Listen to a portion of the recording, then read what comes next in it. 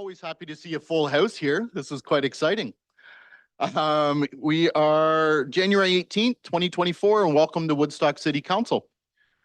We did have a closed session this evening, so we apologize for getting down here kind of right on time. We were a little bit rushed, so we will be going along.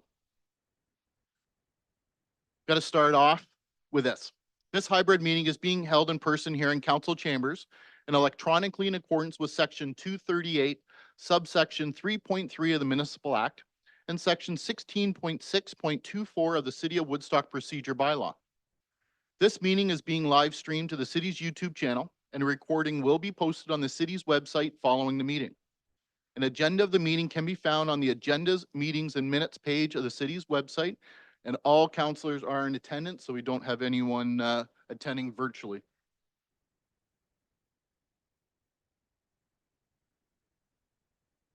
Are there any disclosures of pecuniary interest?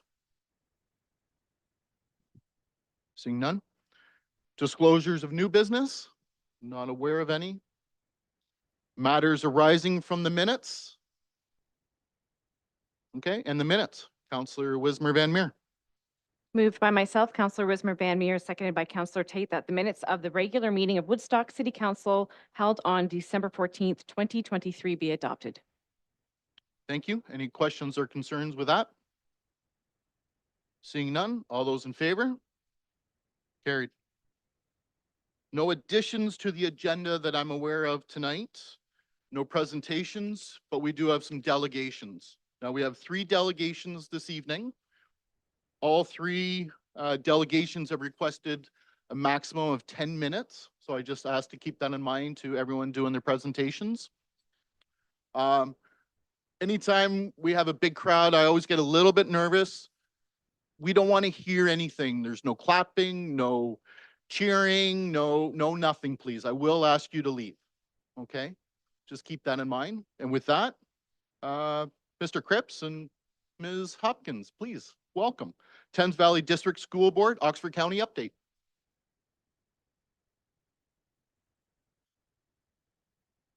Is it possible to have our presentation thrown up on the screen, or? You should have that right in front of you. Perfect.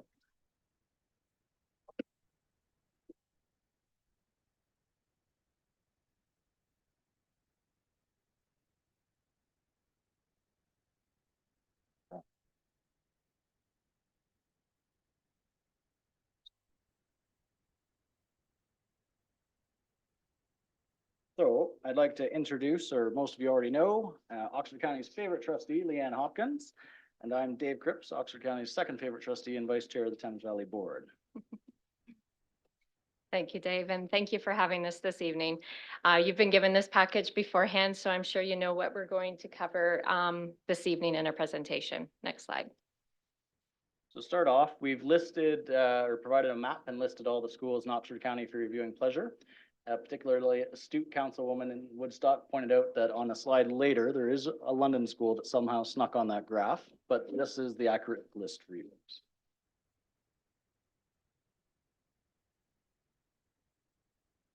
So some things the board are doing to support literacy and numeracy. Obviously, some what's listed on the slides are maybe words and expressions you've heard through some news articles. So we're really, as a board, focusing on the right to read. That report came that it's hopes that every student will be reading by grade 2. So all primary educators have been trained and provided resources and tools with the phonetic and decoding tools and strategies to implement into the classrooms. And this is both monitored by the administrations of the school and the superintendent that is responsible for that school. Most of our changes also come from our EQAO data, and we are still pushing with our math achievement action plan. In addition, we just wanted to point out a number of the program opportunities that are available to students in Oxford and across the board. Some of these include the adult education program, school within a college program. We have multiple SHSMs, which are skills, high skill major programs, a number of them here in Woodstock at CAST WCI. also call out the aviation program that's at Montcalm that's available to all students. We have an environmental program that's quite amazing, the One World International Welcome Center, and Beal Art, which WCI also has an excellent art program along with Beal. So this slide just demonstrates how many of those fabulous programs we have in Oxford, and hopefully you had the time to look over that. One of our favorite things are community collaborations that go on in the county and with the board. We have our Thames Valley Education Foundation, which provides a number of scholarships and grant opportunities to students and families. We have a family well-being community workshops that are held both online and will be coming back more in person.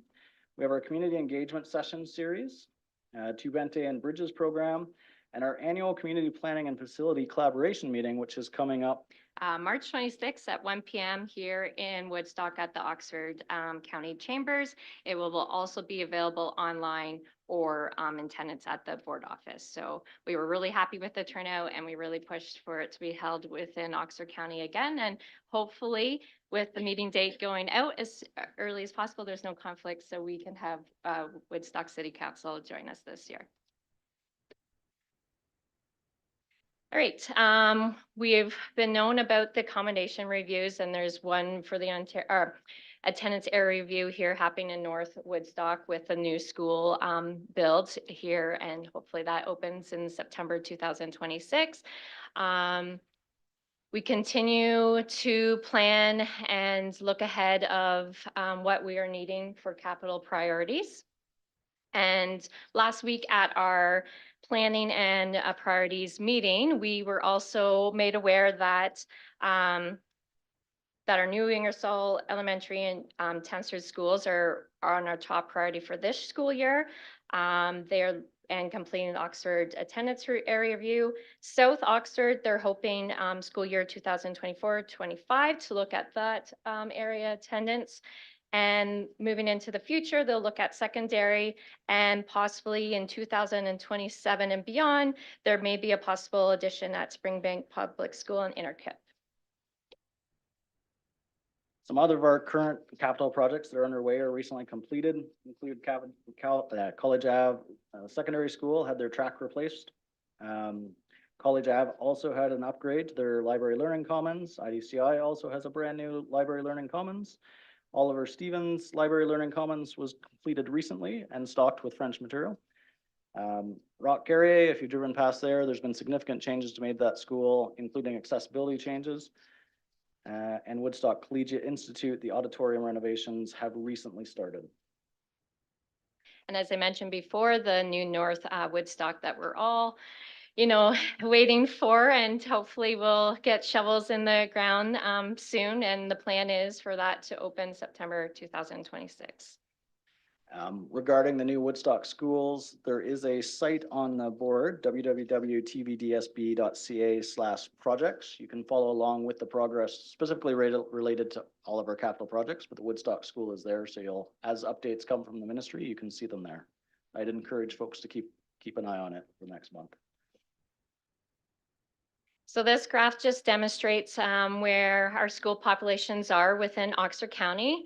The black bar you can see represents the on-ground capacity. So that is what that ground could hold in student population. So you can obviously see there's schools above and beyond that projected number or satisfactory number that we would like to keep the school population at. And hopefully with the new Woodstock, that will alleviate some of those pressures. But you can see across Oxford County, there is still some room to grow in some particular schools.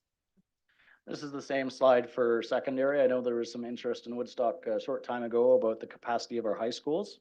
As you can see across the county, there is significant room in our high schools, although we are approaching on the ground capacity. And as Leanne said, that means the capacity of the school building proper, not including portables. So we would continue to accommodate through portables and continue to do our capital grants. And the one thing with secondary that just to point out is they can do a dual schedule. Because there's flexibility in the programming and the amount of courses students take per time that they can do 2-time schedules to accommodate for larger growth. Not necessarily can do that with elementary. Leanne briefly touched on the Oxford North attendance area review. So the objectives of this underway are to create the attendance area for the new North Woodstock School. So that'll mean that some families get shifted around as that school comes online. It'll specifically alleviate some issues with Hickson. We have a number of Woodstock students that are bused up to Hickson right now, creating capacity issues there, as well as Central, and I think one other school in downtown. The goal is to make sure all schools are full and that we have a long-term viability plan. So looking back 5 years ago, some of the projections for Woodstock in particular had schools over on-ground capacity by up to 100%. This is the first step in sort of alleviating that and solving it for the long term. The review is occurring now and will continue into the spring. And just this slide is for your reference for some good resources to expand your knowledge on some of the things discussed. We finally got that down to under 10 minutes, so we'll take some questions. Yeah, about 8 minutes actually, so very well. Thank you. Questions from council to the delegation? Councillor Leatherborough. Through your worship to the delegations, thank you so much. Nice to see you both. I actually attended the Ingersoll council meeting back in November. I know Mr. Mayor Petrie is in the building tonight, so I got this presentation twice. And because I have young children, I'm obviously active in the school culture. So after the last meeting, an article in the CBC News London, December 13th came out. The title was Police Could Return to London Area Schools with a New Community Mandate. So without reciting the entire article, I was just curious if you had feedback on that process. It sounded like there was 2 hours of questions and lengthy procedural debate, and that the vote was 7-5 to come back to Thames Valley District School Board for further discussion January 30th. So just if you had any feedback that I could relay to parents and families. Yeah, Thanks. so we can clarify that a little bit. The meeting that you referenced there was our planning and priorities meeting. So the final report was brought to that committee. The vote that you're referencing was to send that to board for discussion January 31st. So if anyone feels the urge to tune into the board meeting, you can see the results there.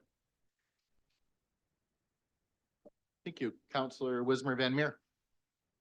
Through the chair to the delegation, my children went to Algonquin and my son was part of this last graduating year of the coming together of Algonquin and Springbank. And my children are no longer at that school, but I get continuous messages from families that still are about how overcapacity, but mostly the traffic and living on Springbank right around the corner from the school. I see it continuously in the fear of foot traffic, vehicular traffic, and so on and so forth. We have a school of over 800 students at Algonquin with one bus that takes about 30 kids.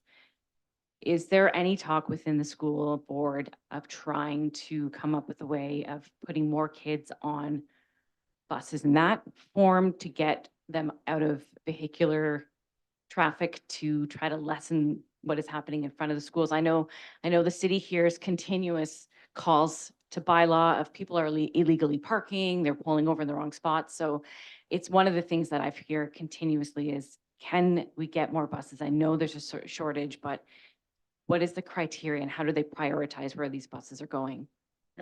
Thank you for the question. The priority, so the simple answer is there's no current funding for additional busing. However, I would invite Woodstock Council to advocate to the big yellow bus. Leanne and I can certainly take this feedback away back to the board. And the area accommodation review that we talked about will begin to alleviate some of the issues that we're seeing at Springbank population-wise. So I don't have any instantaneous fixes, but we are here to support you. We'll take that feedback back. And again, encourage council to definitely reach out both to the board and our bus consortium. Thank you. Anyone else? Councillor Martin. Thank you, Mayor Accioni, through you. Also good to see you. Thank you very much for coming tonight. From time to time, we, as elected officials, have the ear of the minister. Is there anything that we can do to support education here in our local community? And I specifically think around projected population growth. We know that our communities will see 20–30% population growth in the next decade or two. What is it that we can do to help our Board of Education at the provincial level, not just here at the community level? Excellent question. The quick answer is you've already helped. So earlier in the year, we reached out to Woodstock, Tavistock, and the county requesting assistance and advocating the ministry to increase the size of the North Woodstock School. exactly for those reasons, because even though our planning crystal balls are getting better, the growth seems to be outrunning us. So that sort of advocacy will always reach out to council in Woodstock, and if there's an impact here, and encourage you guys to advocate the minister or Ernie or whoever else. And from a overall growth perspective, I think everybody's aware of the issue. Going forward, it will be advocacy to make sure that Oxford is front and center and that our needs are understood just like every other community in the board. And as well, probably, if you have an opportunity to speak to MPP Hardiman, is the timelines that approvals happen. A lot of that delays things for us as a board, especially with acquiring land. So by the time we get approval for that money to be spent on land, we've seen over the last couple of years, our properties went up in value. So by the time we got the approval, the money that we were given wasn't enough. And I'll add one more piece if I can. So in Oxford, we have been lucky with advocacy and the partnership and collaboration that goes on. So currently in Zora, we've had strong support from that council with a co-build. We're currently looking at that from Ingersoll. We'd encourage Woodstock Council to look for those opportunities in the future as well. The minister has certainly expressed his interest in that. And we feel that that aids us in better prioritizing with the ministry opportunities that are out there. Anyone else? And I'd just simply like to say thank you so much for working together, of course.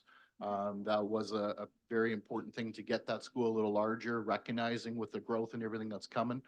Nothing worse, and we've talked about this before, about starting a school and having portables on day one. It's the absolute worst thing in the world. So thank you so much for the working together on that. We'll certainly keep doing our part to look at the province for assistance any way we can to help it make it better for everyone. Thank you. Your Worship. Thank you. Okay, thank you very much. Thank you for coming tonight.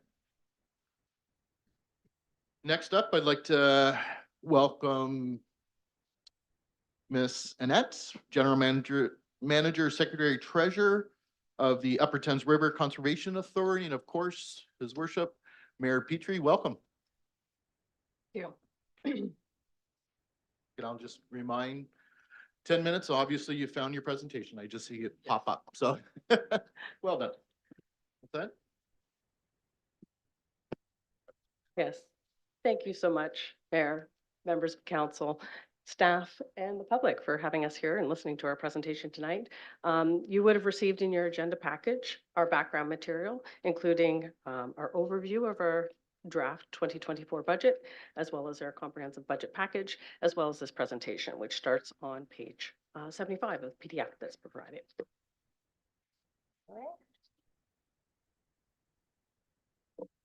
My mouse. I always like to start off with kind of explaining our background and our watershed approach. You can see our watershed map here. Sorry, it's a little bit echoey. That we always do things on a watershed basis. We've had a long-standing programs and services that reflect our organization's goal to bring as much value in environmental programming to our member municipalities. And we do that as much as we can throughout the watershed. And of course, the city of Woodstock is shown in kind of a nice central part of our watershed, right to our upper headwater areas. We leverage that municipal investment to enter into partnerships and provide that return on investment. Again, we want to make sure we're delivering our programs and services across our broader watershed. Today, I'll be giving a little bit of a budget overview, kind of the key budget drivers. We have significant legislative changes, providing a little bit of a historical context of how conservation authorities have evolved over time, our existing and current operating environment that we're all dealing with and all having challenges with, and then a little bit about capital projects. You can see on the right-hand side of the slide there, we've been working on our budget back since August and have had this timetable to proceed through a concept plan for our budget through to October, receiving board approval to circulate this budget package to our member municipalities, and then bringing out these presentations to municipalities and speaking with staff through until February, where that budget will be considered at our annual general meeting. This graphic, it's also provided in your package, highlights kind of what I'll be speaking about today. Kind of those three key drivers are legislative changes that I've mentioned, historical, what we've been dealing with, and again, those operating environments. I'll be discussing this in a little bit more detail in the next few slides.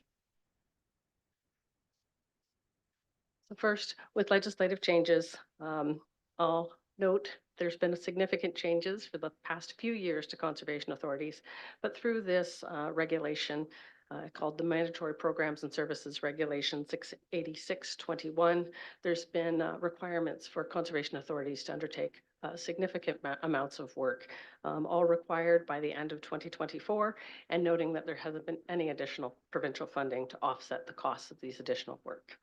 They include our operation and asset management plans for our water and erosion control structures. You're all familiar with PIDOC here in Woodstock.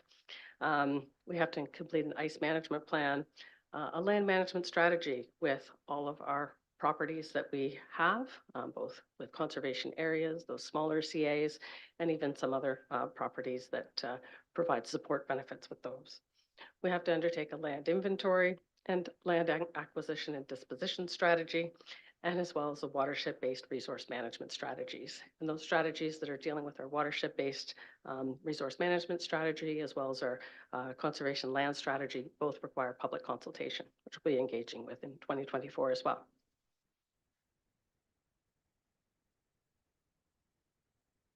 Other legislative changes that affect us, of course, is Bill 23 and Bill 29, or 109, I should say. The more homes built faster and more homes for everyone. Certainly, we have to improve our service delivery to meet those timelines that are now established under the Planning Act to expedite those approvals. We're also doing that with our permitting activities. Again, this is a significant change, and we're seeing significant growth within this region, certainly in Woodstock, but as well through Ingersoll, City of London, Stratford. Many of our areas are impacted by growth. We're also working together to support updating our hazard mapping and modeling that's used in planning to make sure that decisions are made to keep people and property safe, but also through our regulatory requirements. Again, updating that hazard mapping, those floodplain areas, those erosion hazards, so that we can have updated information to make decisions quicker too. The total budget impacts are shown on the screen in the neighborhood of $1.5 million.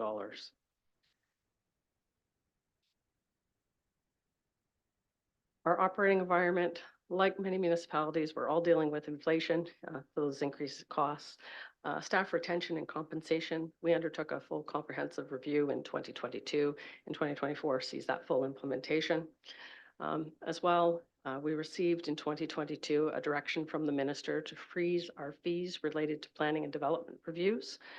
That took effect for 2023, and in December of 2023, we received news that that has been extended through 2024. So really no other mechanism to recoup costs related to those planning and development review fees and timelines that now have to be met.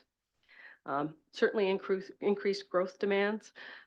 Picture here, it's familiar, not only with growth pressures and reviewing that application processes and our delegated responsibilities, but also as a landowner.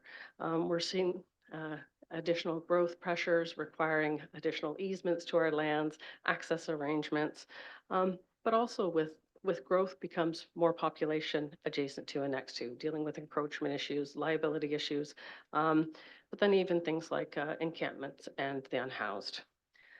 We've also seen an increased use of our passive parks and lands.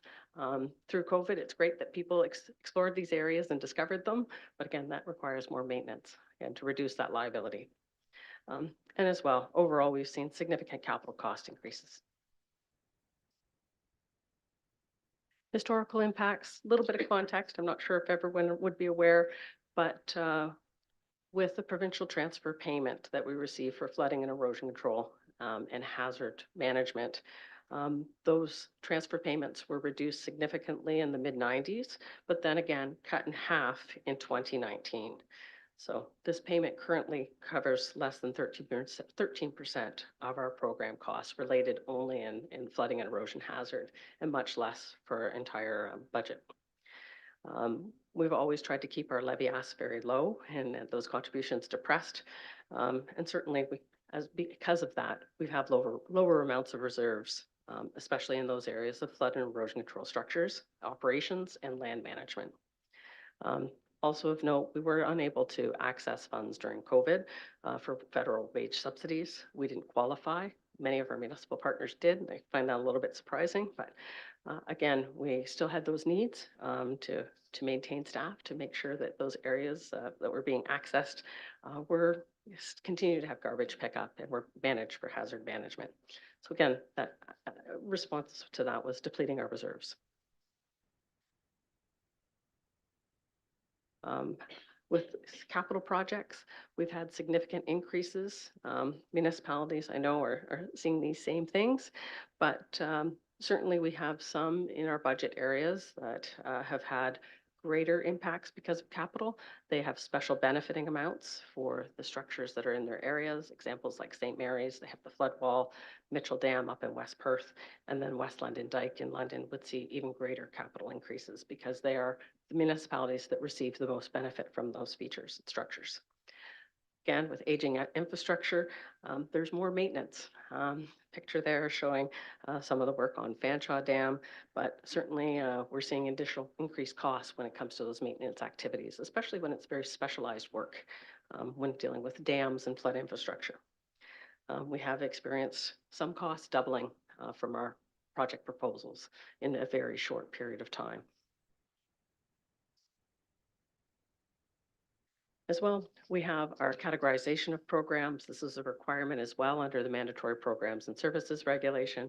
Those category 1 programs are those that the province has said that we shall undertake.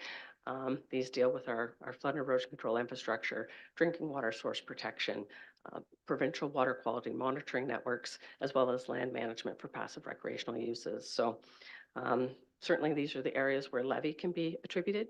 We have category 2 programs in some of our municipalities where we undertake land management or risk management under drinking water source protection, not here in Woodstock, but we have our category 3 programs and services as well, that they are those programs and services that benefit the broader watershed and not on a municipal base.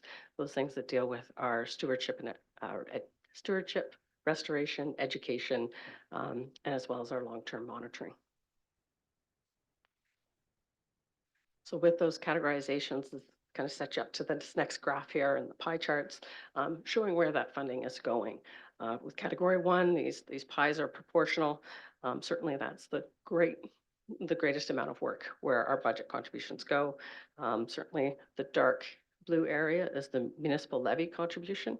Then we're able to offset that as well. You'll see in the light green there's a significant amount of self-generated revenue that goes towards that to offset those municipal levy asks, but also with our grants.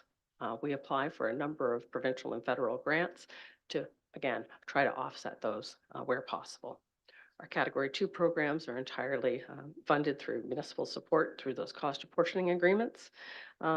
Or sorry, not cost apportionment, but through specific agreements. And then category 3 are through cost apportioning agreements. Again, you can see a significant amount of self-generated revenue there through contract work and that grant work. And then we have other category 3 programs and services that support our campground operations. So again, completely separate, and they're able to be self-funded. No levy goes to those areas. For the draft municipal contributions for Oxford County as a whole, again, the levy contribution goes through Oxford County. It's in the neighborhood of 1.3 million for the general distribution, and then special benefiting levy for 255,000 or so. We do have a cost apportionment agreement in place for about $103,000 with a total support of 1.4 million.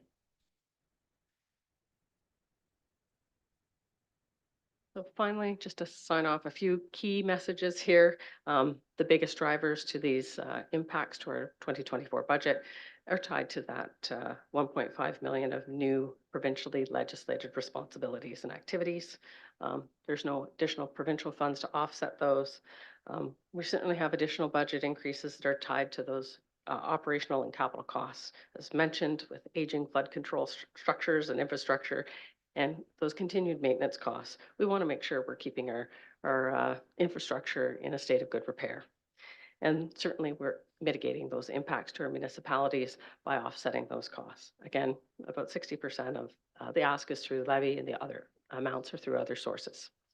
So with that, certainly myself, Brian, and also Councillor Schadenberg, who sits on our board, can answer any questions that you may have. Thank you very much. And I just want to apologize because at the start, I think I said 10 minutes, but you did ask for 15 and that's what we continued on. So that's on me. My apologies. Any questions of the delegation? Councillor Schadenberg. Yeah, from the mayor through to our delegation, I guess just maybe for the public that's here would be to explain that the assessment breakdown and how the levy comes sort of as a bill to Oxford County versus Middlesex or Perth County and other areas, that 17% of the total levy for the UTRCA comes from Oxford. So it's obviously well under 20%. If you could explain how that works. Yes, through the mayor, if I can. It's a little bit of a complex calculation, but with our apportionment of the levy portions of our budget, we receive data from the province that's called modified current value assessment. So it's based on that assessed value within each one of our member municipalities. In most of our areas, it is the area participating municipalities, but in Oxford County, those are combined, and that it's at 17% of the total that Councillor Schadenberg just mentioned.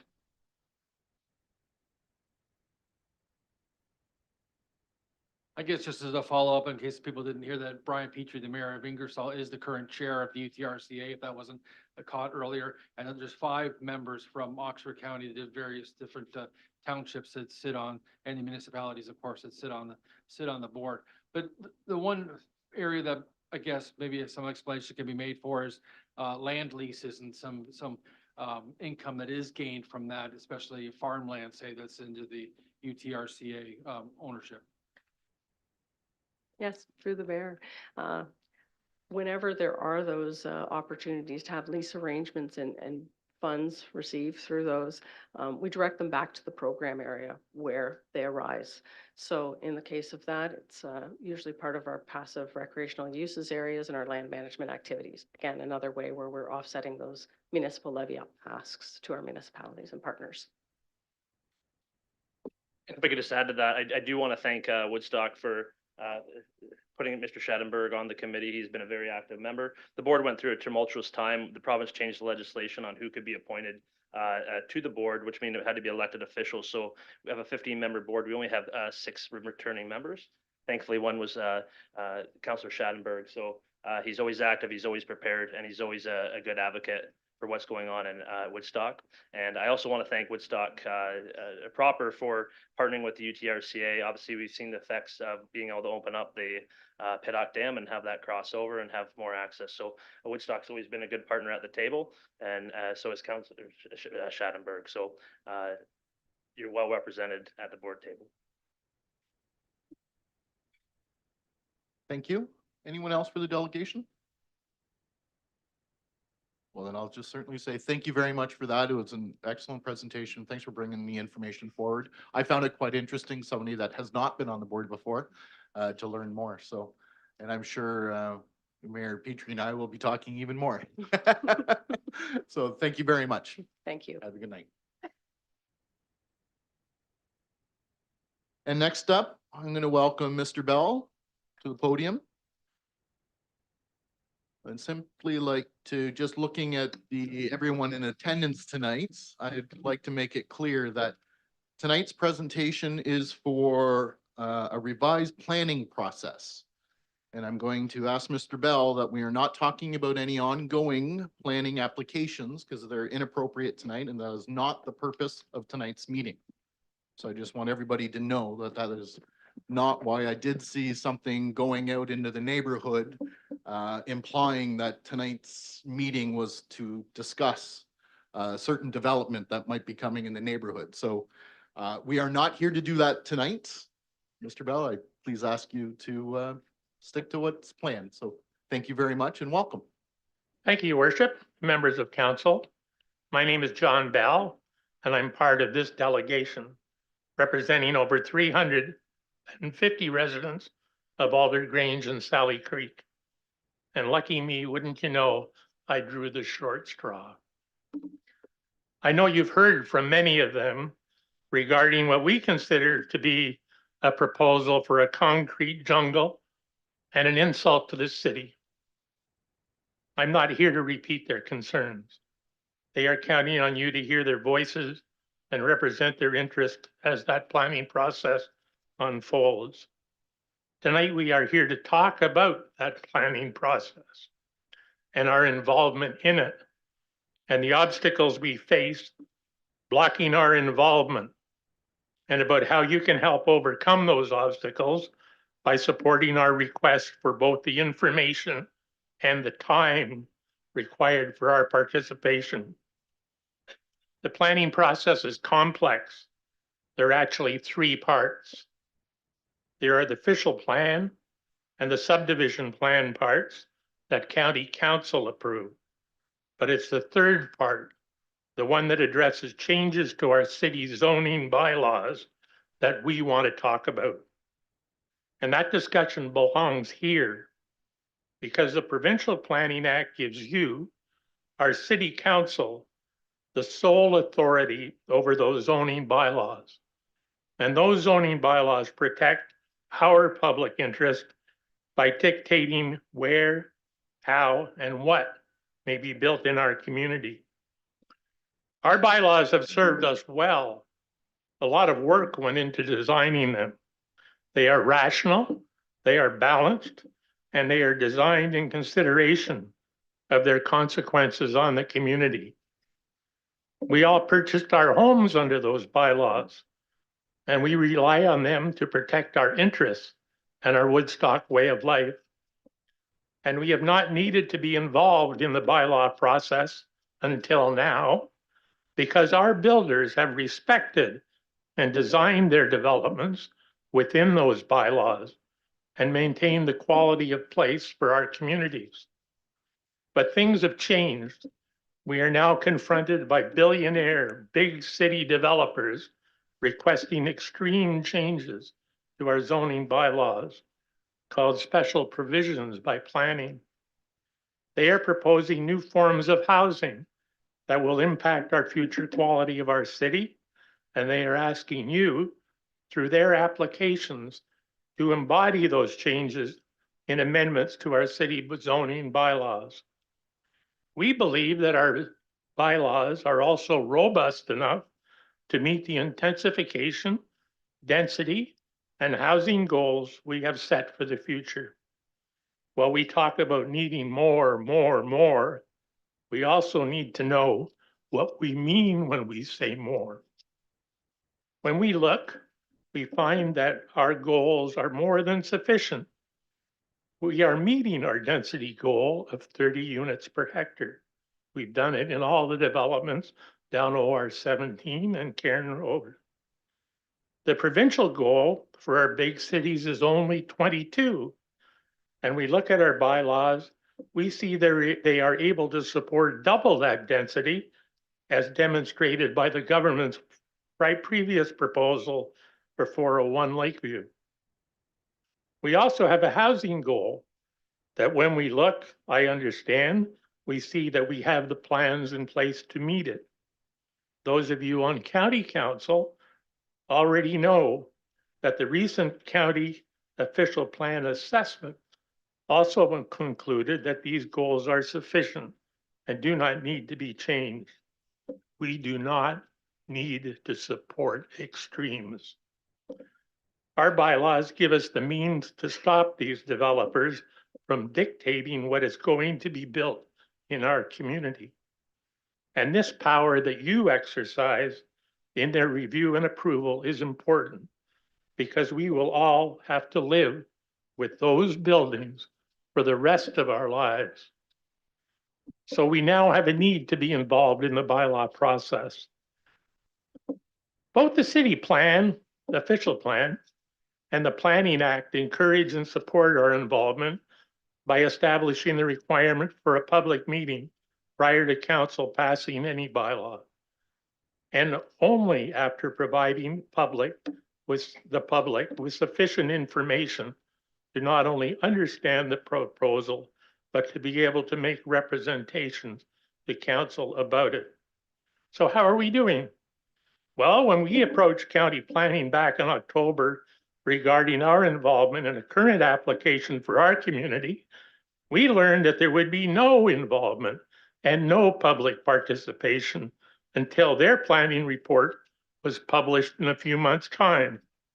And our only involvement at that time would be an opportunity to ask them questions at the public meeting on the following Monday. We also learned that the public meeting would be scheduled for 2 hours, along with all the other development proposals that would be presented to you for approval just 3 days later. This would leave little time for us to address the extreme variances in our application being requested in our case, let alone having time to address the other unacceptable aspects of the design. We then looked to see what information we might receive regarding those variances in the planning report. After reviewing the reports you've recently approved, we found that while developers' requests are listed, none of them contained any assessment of their acceptability. And there was no assessment of their need, their justification, or possible alternatives. In short, there was little information that we can expect to allow us to understand and make meaningful representation at the public meeting. To us, the message is clear. We will have neither the time nor the information for meaningful public involvement at the public meeting. We were surprised by the apparent lack of assessment to the developer's request because we are familiar with the committee of adjustment process, which applies 4 tests in a public forum to assess the need for and the appropriateness of any variance requests by property owners like you and I. Without a similar process for developer requests, it seems that their variances are not subject to any critical review, any consideration of what reasonable alternatives exist, or any public involvement to assess their consequences on the community. Looking at the bylaws resulting from this process, we found that all of the developer requests were approved, and they included a number of initiatives that have never before been approved in Woodstock, and we feel they may profoundly impact the city and our community in the future. Our concern is that those bylaws now provide a precedent that other developers are now using to request similar exceptions in their applications. And they got there with no public involvement, and in many cases, not even awareness. So for the longer term, we will ask council to establish a process to address that. But to address our immediate needs, we looked at what we can have to do for our public meeting. We determined our only option is to wait for the public meeting, gather what information we can, develop our own assessments, and then come to you and present them as delegations when our proposal comes forward for your approval. Since that assessment can only begin following the planning meeting and would require much more than 3 days, we asked planning if they would delay their presentation to you by 30 days. Their response was no, that it would be a council decision for consideration of that application. So here we are. We shouldn't have to be here. There would be a much better process if these applications were vetted publicly at the beginning of the process, not at the end after it's all wrapped up. Perhaps we can come back again in the future and talk about how that might be achieved. But for now, on behalf of these residents, our request is twofold. Both these items are within your power to implement. One, that the council establish a process, preferably with public participation, to assess the appropriateness of developers' zoning bylaw variance requests to the city and their consequences on the community. with the objective of providing the public with sufficient information prior to a public meeting to make so public is able to make representation in respect of those proposed bylaws as required by the Planning Act. And secondly, until such time as a process exists that council on request provide the public a period of 30 days following the public meeting in order to develop similar representations for presentation to council prior to your decision. Thank you for your time. Be happy to answer any questions. Thank you very much. Questions of council, Councillor Lauder. Thank you, through the mayor.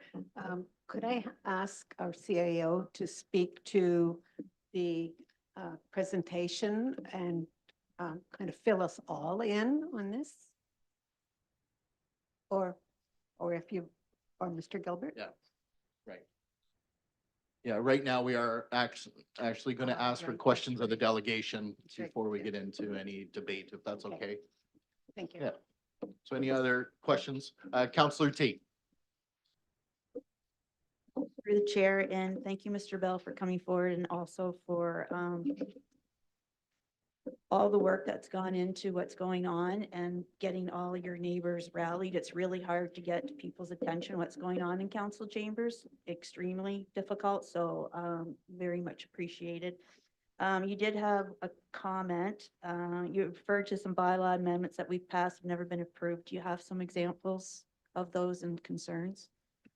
Yeah, I don't know quite how to answer that. We talked about this need for the process, and it's not entirely clear to me that even council is aware of the ramifications of what's within the whole proposal that goes forward, and then it ends up with a bunch of bylaws.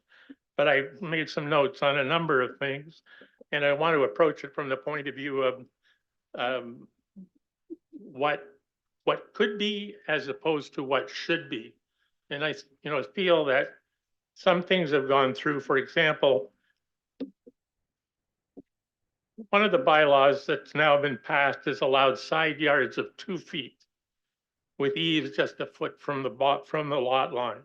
Now, maybe we want to do that, but I kind of wonder when that was passed, we should be able to say why. Why can't somebody walk down the side of their house?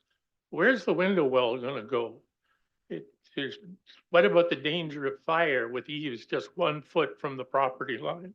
That didn't make a lot of sense. Another bylaw that got changed allows lot coverage to be over 50%. And this is big lots. And I sort of say, well, why did we do that? Don't you want affordable housing? Isn't the goal on the lots we have to have smaller houses, not ones that fill up 53% of the yard and cut down the green space? Another one that went through was a reduction of the lot depth from 28 meters to 25 meters. We've never done that before. Kind of like, why do we want to? I know you've had debates about the backyards not being deep enough and not being enough privacy for people that are back to back with other houses. Another one came through, and it was a repeat, was the street. And I think this was in the last one that was approved. The street was only going to be 18 meters wide, where our standard is 20. But way back in the first Thames development, we approved 18 meter wide streets, and it's created a lot of parking problems. And we're repeating that over and over again because we seem to say, we've done it before, so we can do it again. And yeah, we did it before in certain circumstances, but a lot of things have changed since those were built 5, 6 years ago. And now we've got so many cars out there, we really don't want to do 18 meter streets anymore. And those 18 meter streets are up again in the current proposals. The bigger one is the whole concept of townhomes that have absolutely no surrounding space or driveway. They're just basically filling the whole lot. And maybe we want to do that, but we should be able to explain to the people, once that happens, why did we do it? Because, we're always driving around and people look and think, what did we do that for? And nobody knows. We should be able to say why. The one that troubles me most is because it's going to come up in our case again. And I'm not even sure that you were aware it happened. But we have now approved 4-story R3 units for the first time in Woodstock. In our opinion, having 4-story townhomes will change the whole fabric of this community. What we're headed for, and requests are now on the table. Because it's a precedent, developers are asking for 4-story stacked walk-up townhomes where families would have to climb 2 flights of stairs before they can even put their groceries down to unlock their front door. Call me a NIMBY, but no. Those are the examples I had. Counselor Tate? Yeah, just through the chairs. Thank you very much. And I thank you again for coming forward with this. I'll save my other comments for when we debate it. Anyone else for the delegation? Questions of Mr. Bell? Thank you very much. Okay, thank you very much for coming tonight. Now we'll go to Counselor Lauder. Well, if you want to ask. Okay, yeah. All right, we'll do the motions first. Sorry, and I'm gonna back us up a little bit. I'm gonna do all 3 right away if that's okay with everyone. So I'd like to go back to 8A, looking for a motion on the floor. Counselor Leatherborough, second by Counselor Lauder. Moved by myself, seconded by Councillor Lauder. Dave, pardon me, that Woodstock City Council received the presentation from the Thames Valley District School Board regarding an Oxford County update as information. Thank you. Any discussion on that one? Seeing none, all those in favor? That is carried. None opposed. Next one, looking at 8B for the Upper Thames River Conservation Authority. Counselor Leatherborough. Moved by myself that Woodstock City Council received the presentation regarding the Upper Thames River Conservation Authority 2024 draft budget as information. Thank you. Looking for a seconder. Counselor Schadenberg. Any discussion on that delegation? Seeing none, all those in favor? None opposed. That is carried. And our last delegation, of course, requesting a revised planning process, Mr. Bell's presentation. Counselor Martin. Thank you, Mayor Accioni. That Woodstock City Council received the request from John Bell regarding a revised planning process as information. Thank you. A seconder. Counselor Leatherborough. And now I'll ask for discussion. Would we like to discuss that? Counselor Martin, since you moved it, would you like to speak to that? I'll allow Counselor Lauder. Councillor Lauder to ask her previous question because I think Okay. it'll add some clarity to the discussion. Thank you. Counselor Lauder. Thank you through the mayor to our CAO, Mr. Curry. Could you answer some of the concerns that has been relayed to us in this presentation?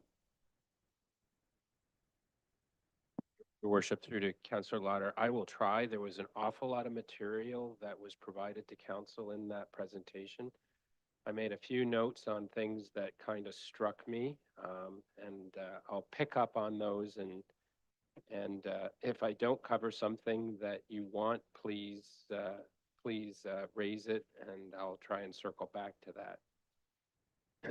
The first is the substance of the request in regards to Woodstock City Council having sole authority over the zoning bylaw. While council is the authority to pass bylaws under the zoning, for zoning bylaws, the reality is that a zoning bylaw simply implements official plan policy. So the official plan policy is set, so it's the motherhood document. The zoning bylaw implements official plan policy. So a zoning bylaw cannot be passed by this council unless it's in conformity with the official plan. If it does so, it exposes itself to significant risk of that bylaw being appealed to the Ontario Land Tribunal and it be ruled out of bounds and quashed.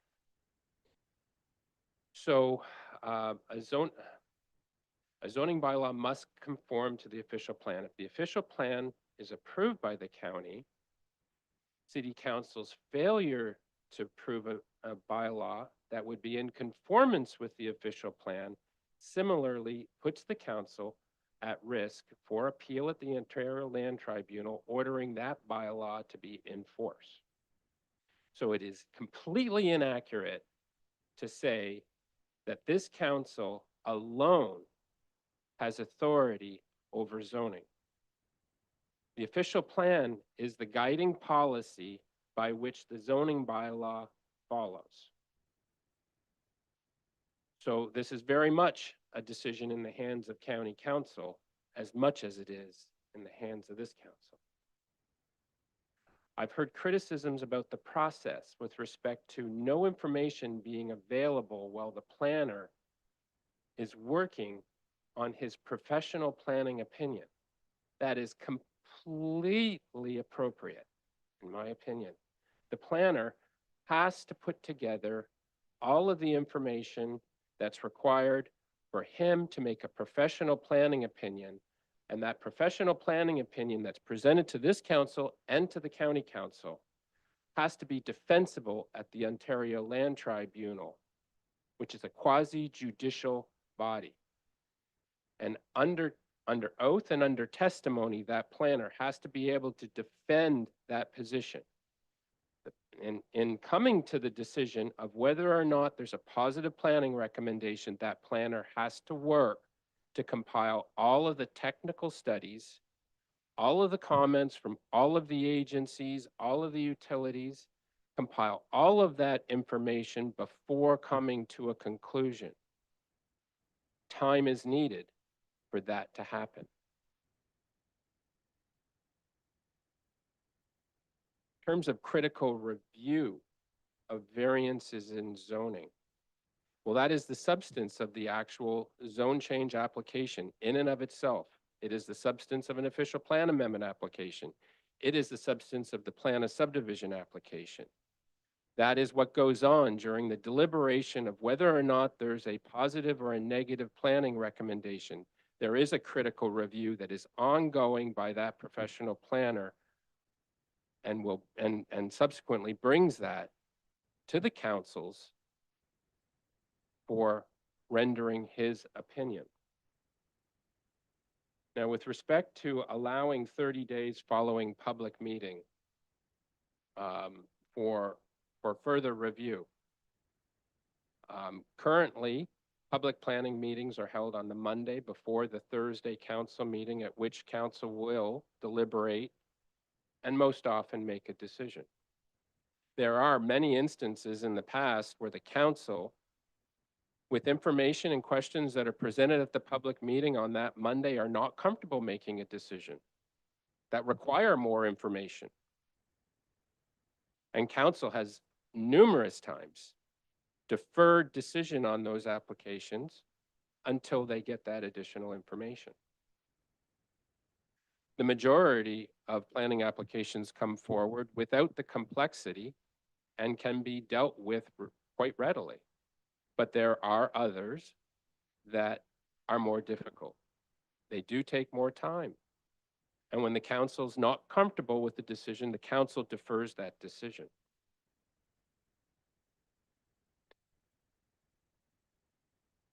We've heard suggestions about how the planning process could be amended to provide for more public consultation. I think it's important for everyone in this room to understand that if it is the desire of the residents in this neighborhood to see a revised planning process apply to these planning applications that are bringing forth these concerns, and defer consideration of this planning application until there's a revised planning process, that would defer this application so long to the extent that the applicant would have no choice but to appeal the decision or the non-decision to the Ontario Land Tribunal, taking all local decision-making out of the hands of both city council and county council. The planning department is under a statutory time limit to come forward with their planning recommendations and have council deliberation and council decisions. Failure to complete that within the statutory time limits gives the applicants the opportunity to bypass us completely. Go direct to the Ontario Land Tribunal, who's currently expediting residential planning applications because there's a provincial housing crisis, a housing priority. So I don't think that the neighborhood would prefer that as the outcome of this delegation tonight, to take the actual decision-making authority completely out of this community and put it in the hands of a tribunal. But that is what is most likely to be the case. We heard a lot of criticisms about the changing housing types, the changing road widths. You won't get any apology from me that we have to use our land more efficiently. And all of what we heard is representative of us using land more efficiently. We can't keep consuming Class 1 farmland for growth area. We have to use the land that is within the boundaries of the city of Woodstock to its greatest and most efficient potential. And that means we have to reduce side yards from 4 feet to 2 feet. That means we have to reduce road allowances for certain road types, not for all road types. The crescents, 18 meters, not 20 meters. We have to do these things to be more efficient. But there are mitigating cases. We heard about the concern with fire spread. Well, you can't go to a 2-foot side yard in a house without the building code saying, well, now you need to have a higher fire resistance rating on the building materials that are used in that wall, and you can't have windows in that wall. So there are consequences to the designs when you do these things that address the concerns that were raised. And those are enforced across the province. So there are mitigating circumstances to using land more efficiently. But that is the reality of the circumstances in which we live in. We are expected to use the land that is in the city. It's serviced. It is land that has full municipal services with full fire, public transit. We have to use the land most efficiently before we can go to our neighbors and say, we're out of land. With that, I'll. No, unfortunately not. Counselor, the night of, that the planning meeting is coming forward? Yes? Yeah. Counselor Lauder, I think you had your hand up. Thank you. Thank you for that explanation. Could you just give the cost of an appeal when we have to go, if we have to go to the tribunal and fight an appeal? Or what is involved in that? I know cost is just what is involved. Your worship, through the Councilor Lauder, that's difficult to answer at this point. Certainly any appeal requires legal services. It requires professional planning services to support whatever position we're taking at that hearing. So there's costs associated with legal representation, professional planning representation. Sometimes there's specialized consultants that are required, engineers, noise engineers, servicing engineers.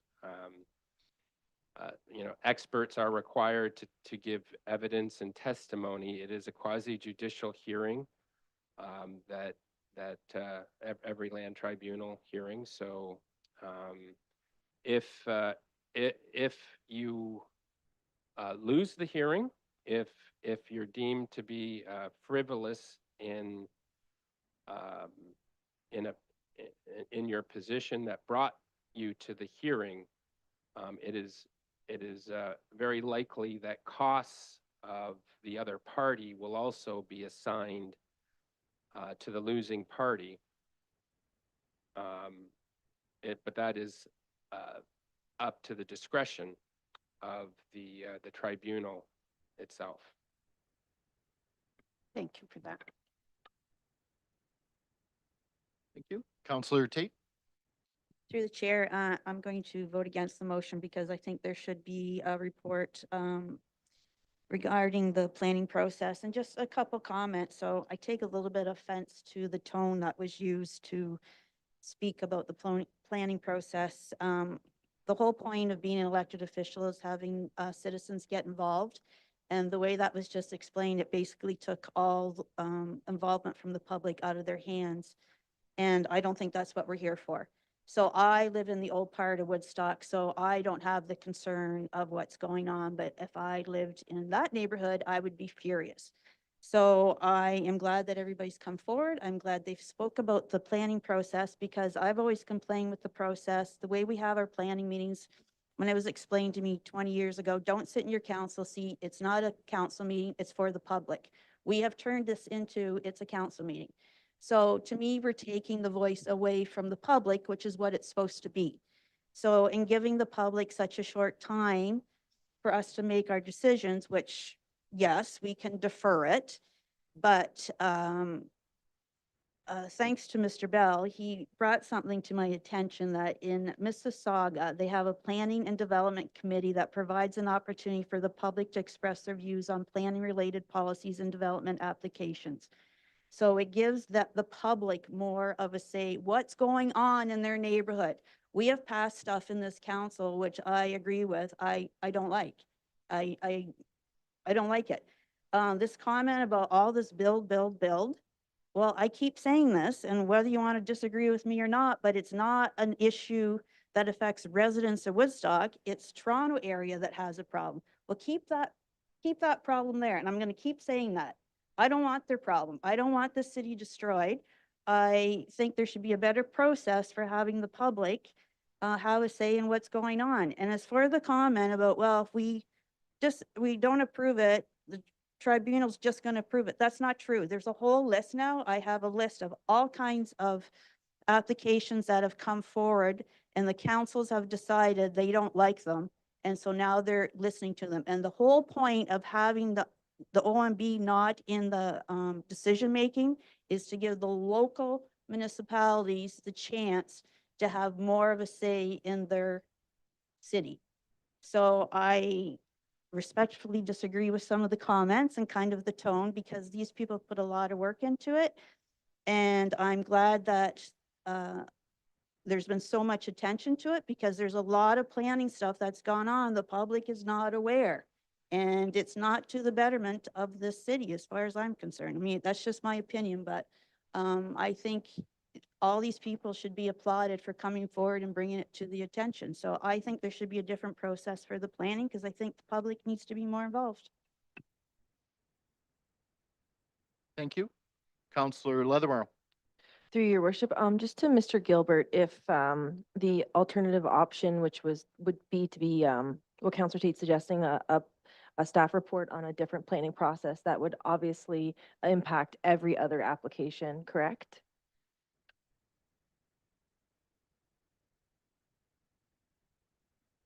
Mr. Mayor, to Councilor Leatherbarrow, the difficulty is the screening process, so how you would decide what went through that process and what didn't go through that process. The way it works now is all applications are treated the same. Then if council decides that, there's greater complexity or they need more information, then council can decide to defer it. If we went to a different system where you had like a planning and development committee that heard the applications before regular council. It's doable, but it would add like a month or two to the planning process for I believe all applications, so we'd um, have to take that into account as well. And through you, Mr. Mayor, if I can just continue. I appreciate your comments, Councillor Tate, and the passion. I've been chairing the public planning meetings, the last few months, and so I do see a lot of community engagement. I am concerned about changing the planning process, for the broader scope of everything that you've just said. So I don't think I would support that report, but I will say as a first-term counselor, planning is certainly a beast of its own, and a lot has changed within the first year and a few months. But that being said, I do appreciate and value community engagement. I think I've written back to every single resident that's emailed me saying I will let you know as soon as I get my eyes on the planning application. And further to that, we have deferred. And if we're not doing our due diligence of speaking to residents and doing our legwork and speaking to experienced staff, then that's a problem. And I'm not implying that's what's happening here by any means, but I'm just trying to explain as to why I wouldn't support a staff report at this time. And I applaud you all for your community engagement. And I do hope that this will continue to bridge that needs are met in any shape or form. But I just wanted to clarify that this would impact all other planning processes, and that's, townhomes, duplexes, affordable units, perhaps other ventures. So there's a lot that could be impacted. So that's just kind of my logic that I'd like to just put out there. But I do thank Councillor Tate for her comments as well, too. Thank you. Councillor Wismer Van Meer. Through the chair, just a general comment. I think I'm actually in agreement with Councillor Tate. The fact that I wouldn't mind seeing a report doesn't mean that we accept the report, that we accept the changes that are in that report. But I think it's worthwhile to see what options are.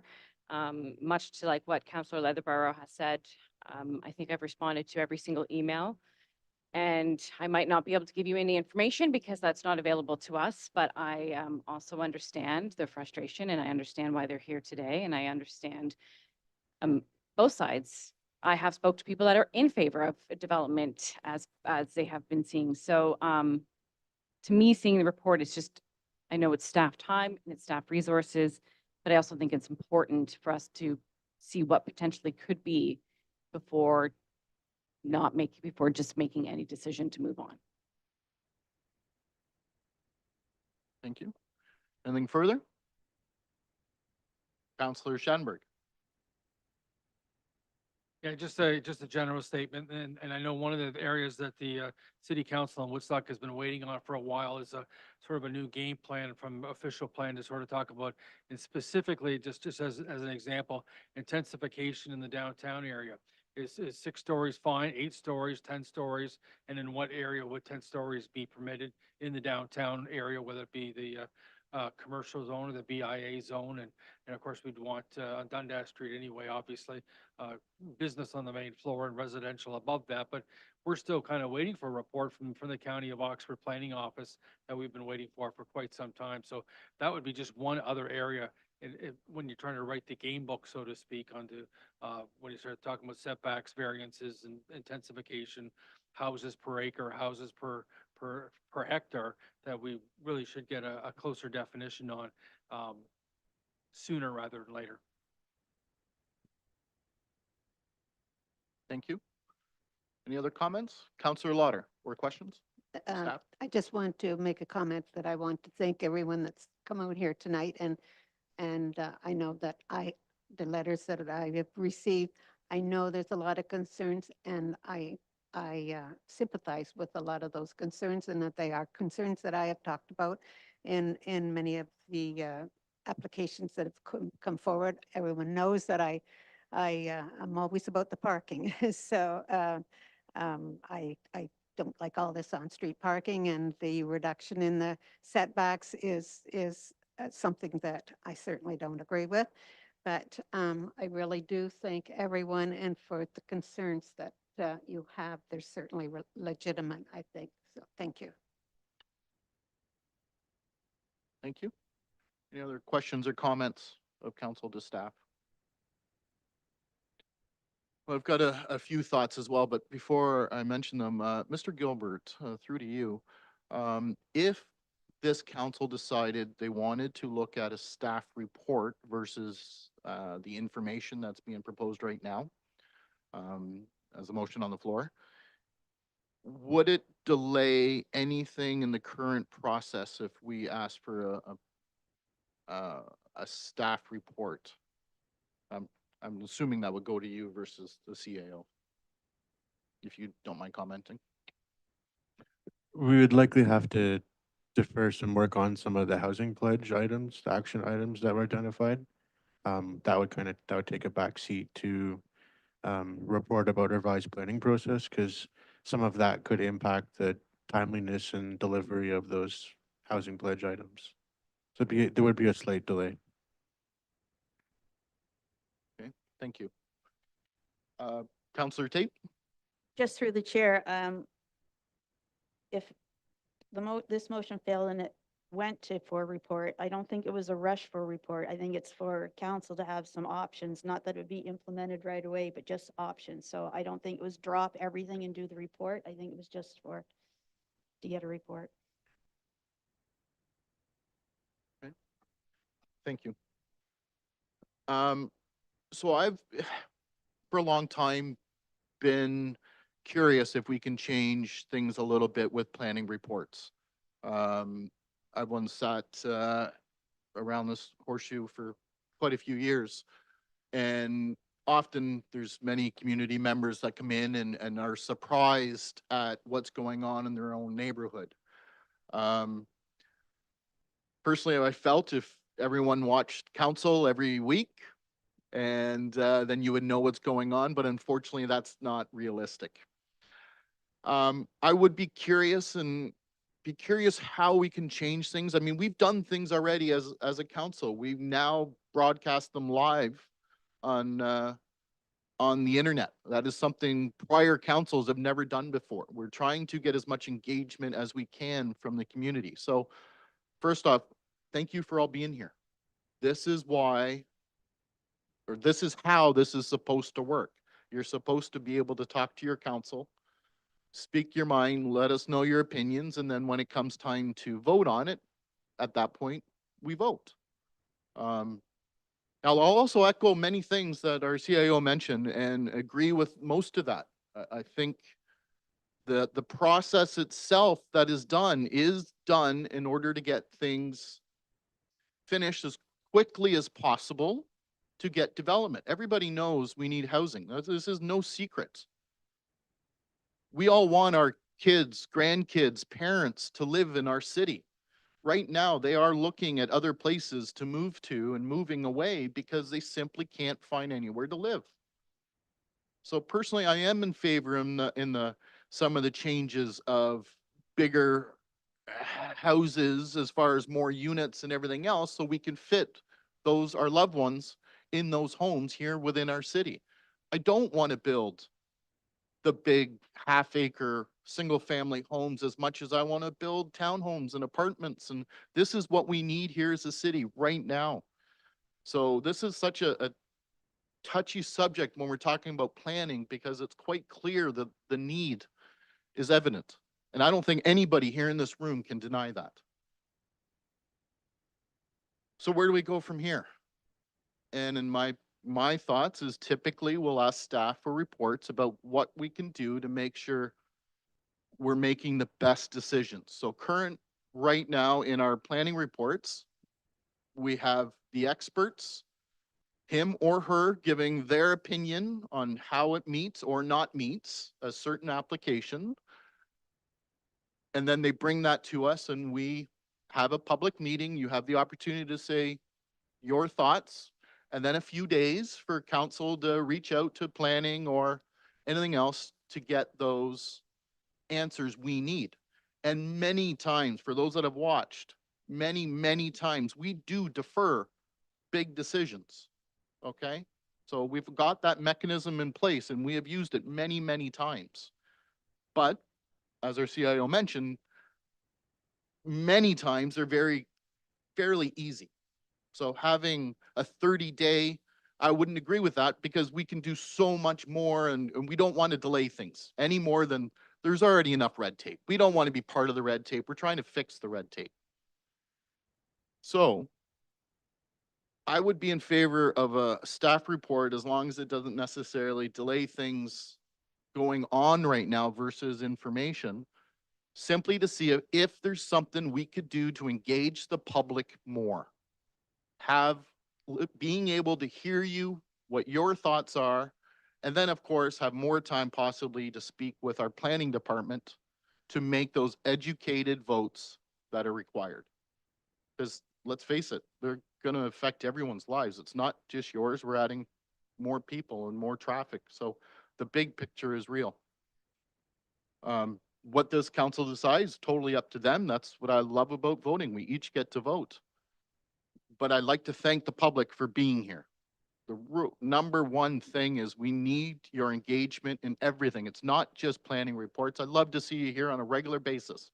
We talk about such important things that affect you day to day, and most people have no idea. So while I had your attention, I wanted to share that. And please, because I know many people are watching this at home, we would love to see you here on a regular basis about day-to-day things, not just planning, because we know it's going to be, as the saying go, in your backyard. We want to hear from you on regular, normal things. With that, if there's anyone else that's got any comments or questions before I call the vote. Councillor Schadenberg. Just wanted the motion reread so we know exactly what we're voting for. Yeah, I was going to do that anyways, but wanted to make sure. Okay. So Councillor Martin, I believe you had the motion. I did in fact. Thank you. That Woodstock City Council received the request from John Bell regarding a revised planning process as information.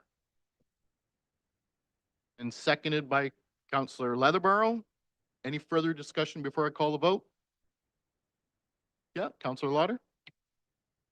So if we ask for this report and we're not asking for it to happen tomorrow or within a very short period of time, because it doesn't sound as though they can get to it right away, that is not going, this other plan could possibly come before us and we won't have any of this information from a report if requested it. Is that what I'm hearing?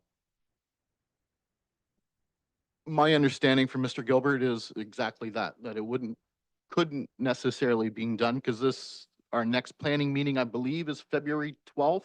So we're only talking, a few weeks away. So I would not expect staff to get the thorough report that we're used to in such a smaller time frame, unfortunately.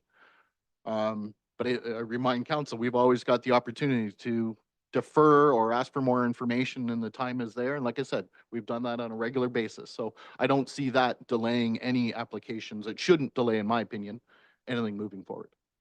So we wouldn't have to rely on this report before we can make a decision on the application whenever we do receive it then. So that would be true, wouldn't it? Yeah.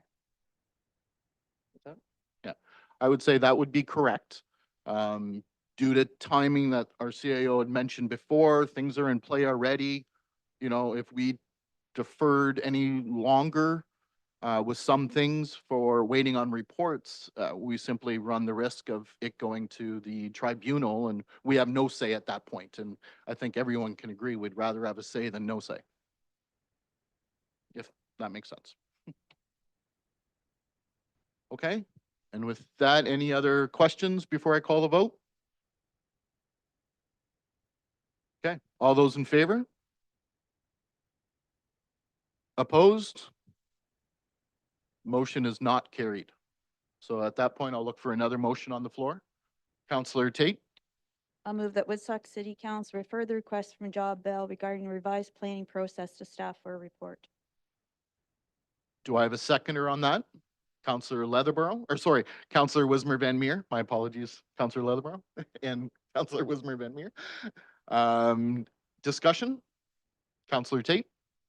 Through the chair, just to make it clear, I wasn't making this report because I thought, or this motion, because I thought it would affect anything in the near future. I think it's very important that we have a report. So if we want to change the planning process, that we can, we've got the options, because I think it's really important that there's more public input. Well said. Counselor Shanberg. Yeah, the mayor, maybe a question through to our CAO, or maybe the clerk can handle this question. Other municipalities obviously go through the same ideas of a planning process, but sometimes the public meeting is actually part of the actual city council meeting that night. So that gives even less time for a possible turnaround. Maybe give a quick synopsis on possible other scenarios that could occur that direction.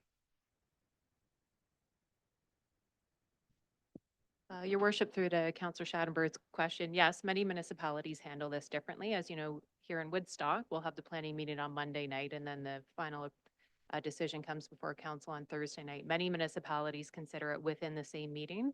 Some municipalities have their planning meeting as part of their council meeting, and then consider approval or denial at the following council meeting. So depending how often they meet, that could be bi-weekly or monthly, but many municipalities handle it in many different ways.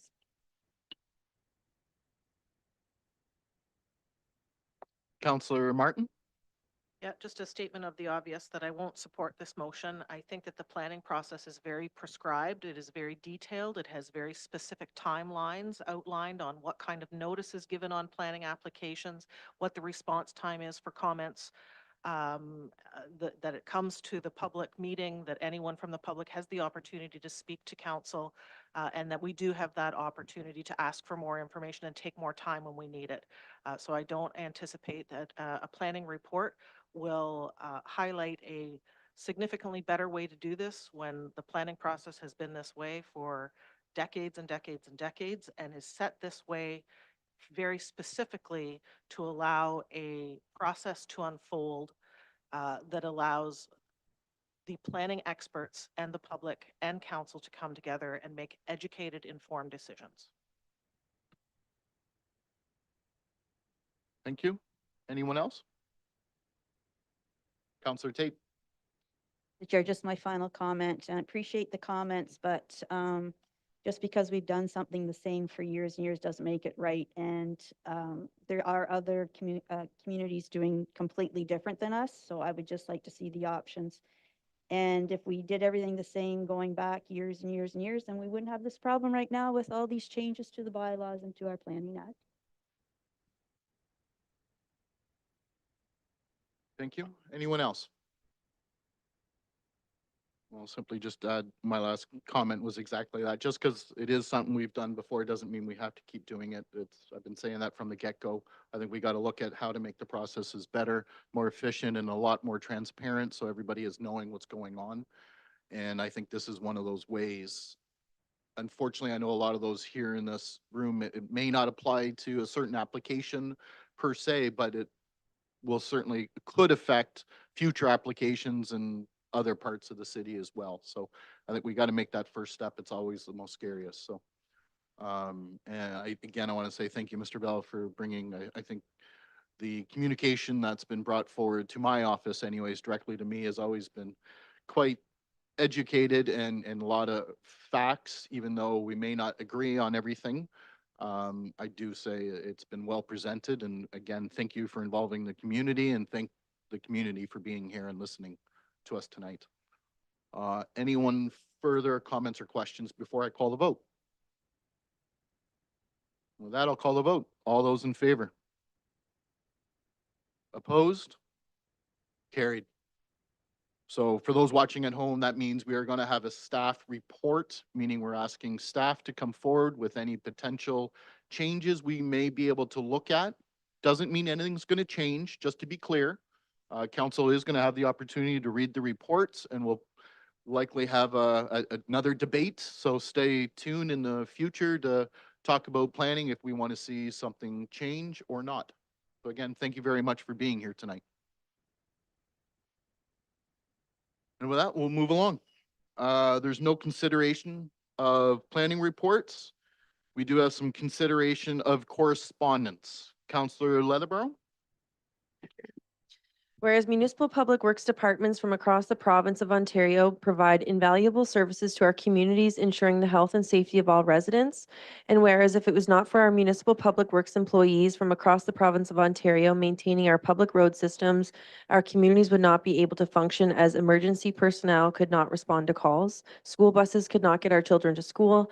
Residents would not be able to get to work, school, or appointments, and many more basic functions would not be able to happen. And whereas municipal public works departments are already feeling the impacts of a labor shortage, which will only be exacerbated over the next 3 to 5 years, which will cause levels of service municipalities are able to provide to ensure the health and safety of our residents to decrease. And whereas there is currently no provincial-wide course that properly trains potential municipal public works employees, specifically relating to municipal heavy equipment, Therefore it be resolved that Woodstock City Council supports the work of the Association of Ontario Road Supervisors to develop a municipal equipment operator course to address this issue, and further that City Council calls on the Province of Ontario's Ministry of Labour, Training, Immigration and Skilled Trades to fully fund the municipal equipment operator course in 2024 through the Skills Development Fund. And further, that a copy of this resolution be sent to the Minister of Labour, Training, Immigration and Skilled Trades, David Piscini, Oxford MPP Ernie Hardeman, and the Association of Ontario Road Supervisors. Thank you. Well done reading all that. Looking for a seconder? Counselor Wismer Van Meer. Discussion? Counselor Leatherborough? Thanks to our public works staff. I'll second that. That is definitely, especially looking out the weather and everything they've had to go through the last little while. So any further questions or discussion before I call the vote? No, no one's gonna ask. All right. With that, I'll call the vote. All those in favor? None opposed. Carried. No staff presentations this evening, no mayor's report, no councillor reports, but we do have some department reports this evening. Nothing from administrative services. Engineering though does have some. 14B.1 if you're following along at home. Crow complaints on Industrial Avenue. Looking for a motion. Councillor Lauder, second by Councillor Leatherborough. Thank you. I'll move that Woodstock City Council receive the report regarding crow complaints on Industrial Avenue as information. Thank you. Any discussion or questions? Councillor Leatherborough. Through your worship, I'm sad that the gallery is almost empty because I thought this was a really great report. So thank you to Mr. DeHaan. And if you could give a brief high-level overview, that would be great. Thank you. Your worship, through the councillor, after the last hour and a half, I will try to be very brief. We try to keep the crows away. This is a program we've had in place for about 20 years now. What we've done is we've hired Nature's Advantage. Crows they're highly intelligent, and they're actually a herd animal. They like to stay together. So what he does is he shoots off blanks and in areas, and he kind of herds them into the unpopulated areas, basically Pittock area. The crows learn after a while, after he scared them away from an area, they remember that, so they don't end up roosting in that area. So usually in the fall, or when the crows start to become a problem, either in November or December, that's when his visits are most intense, because he's got to kind of train the crows to not stay in the residential areas. And then after that, he just kind of does maintenance visits. Talking to him earlier when writing the report, he said a few interesting facts. One is we've had a record number of crows this year, and it's actually been growing quite a bit last few years. But that's not just it's not unique to the city of Woodstock. A lot of other municipalities are having the same problem. The other thing was, he said that's kind of making it a little bit worse this year, other than the number of crows, is the fact that no snow at that point had really fallen until like this week, which is covering their food sources. And also that the Pittock had not frozen over yet. And once it does, it gives them more area to roost. They actually roost on the ice also. So part of the problem before it before it freezes over is that they're basically limited to the wood area. So you got so many birds trying to roost in a smaller area, but now that the reservation has frozen over, they should give them a bigger area to roost. Continue, Councillor Leatherborough. Just my, through your worship, just my last follow-up, since we have the downtown development officer, Chatham Kent has Crow Fest. So I don't know if after this report, we would like to promote it, but we could embrace it nonetheless. Are you implying to replace Cowapalooza? No, no. All right, good. All right. Just making sure. Councillor Martin. Thank you, Mayor Accioni. I would assume we'd invite the Counting Crows to come and entertain that night. Um, at a number of 118,000 crows, and this is up from the original number of 36,000, is there anything that Nature's Advantage or the municipality can do to cull the population, being as they have so few natural predators? Your worship, through to the councillor, no. The short answer is no. There's too much chance of poisoning other animals, and you can't shoot guns within the city limits, and yeah, not legally. Trapping, they're very smart. I know some farmers Yeah. that have tried to trap them and they're very smart animals. Councillor Martin. So the Ministry of Natural Resources has a program with Canada geese that you can treat their eggs in the spring so that they don't hatch. That is a part of their cull program to manage the Canada goose population.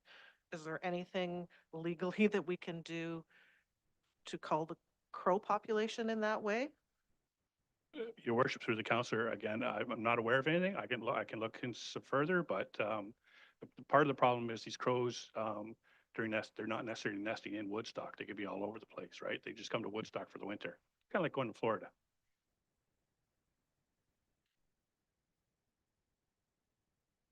Good. Anything else? Any questions, comments? Councillor Sandberg. Yeah, from the mayor, I guess, through to engineering, Harold Hahn as well.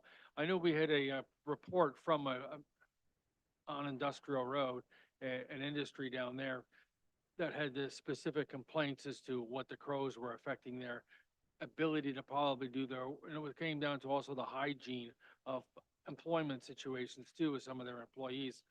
Was there anything that could be suggested whatsoever besides them increasing their sort of indoor storage for crates and storage bins? Your worship, through the councillor, yes, and Martin and I specifically talked about Industrial Drive also, and he's been out there a number of times, both in the morning and in the evening, and especially last 5 or 6 times that he's been out there, he's not seen any crows roosting. So the problem is when they're just passing through, either in the evening going to the woods, or in the morning coming out of it. That's when the material is being dropped, shall we say. Yeah, the industries themselves have also done their own work on site to try to discourage roosting also. So I don't think roosting is the problem. So yeah, I think their solution is, either tarping stuff or putting in buildings.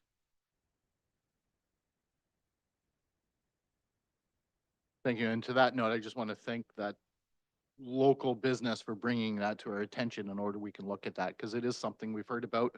And the report obviously shows it is certainly a bigger problem than it has been in years past, from 118,000 reported from 87,000 the year before. So quite significant if memory serves me right. Councillor Lauder.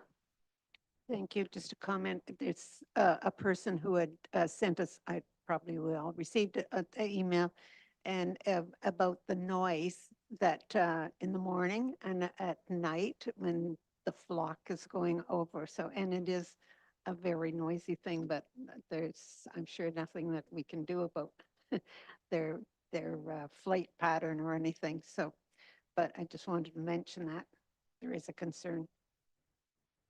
To that extent, yeah, I can't speak for everyone, but I certainly got the emails as well and spoken to that resident and passed that along, that we are trying and looking at different areas. So if we can have our shooters, for a lack of a better word, the blanks, of course, being shot out, looked at more effective places, then so be it. Because again, I hear them quite often as well. They like to roost in the trees in the area. So I know their concerns. Before I call the vote, any other questions or comments? Seeing none, all those in favor? None opposed, carried. Next up, we have 14B.2 Development Cost Sharing Agreement with the MTO. Looking for a motion on the floor. Councillor Schadenberg, seconded by Councillor Wismer Van Meer. The Woodstock City Council approved the mayor and clerk to sign a development cost sharing agreement with the Ministry of Transportation of Ontario, known as the MTO. Thank you. Discussion? Councillor Schadenberg. I guess back to the engineering office and a update from Harold DeHanas is specifically what is required here by the Ministry of Transportation and why the cost sharing agreement is suggested. Your worship, through the counselor. Specifically, the whole process started when 555 Mill Street wanted to redevelop.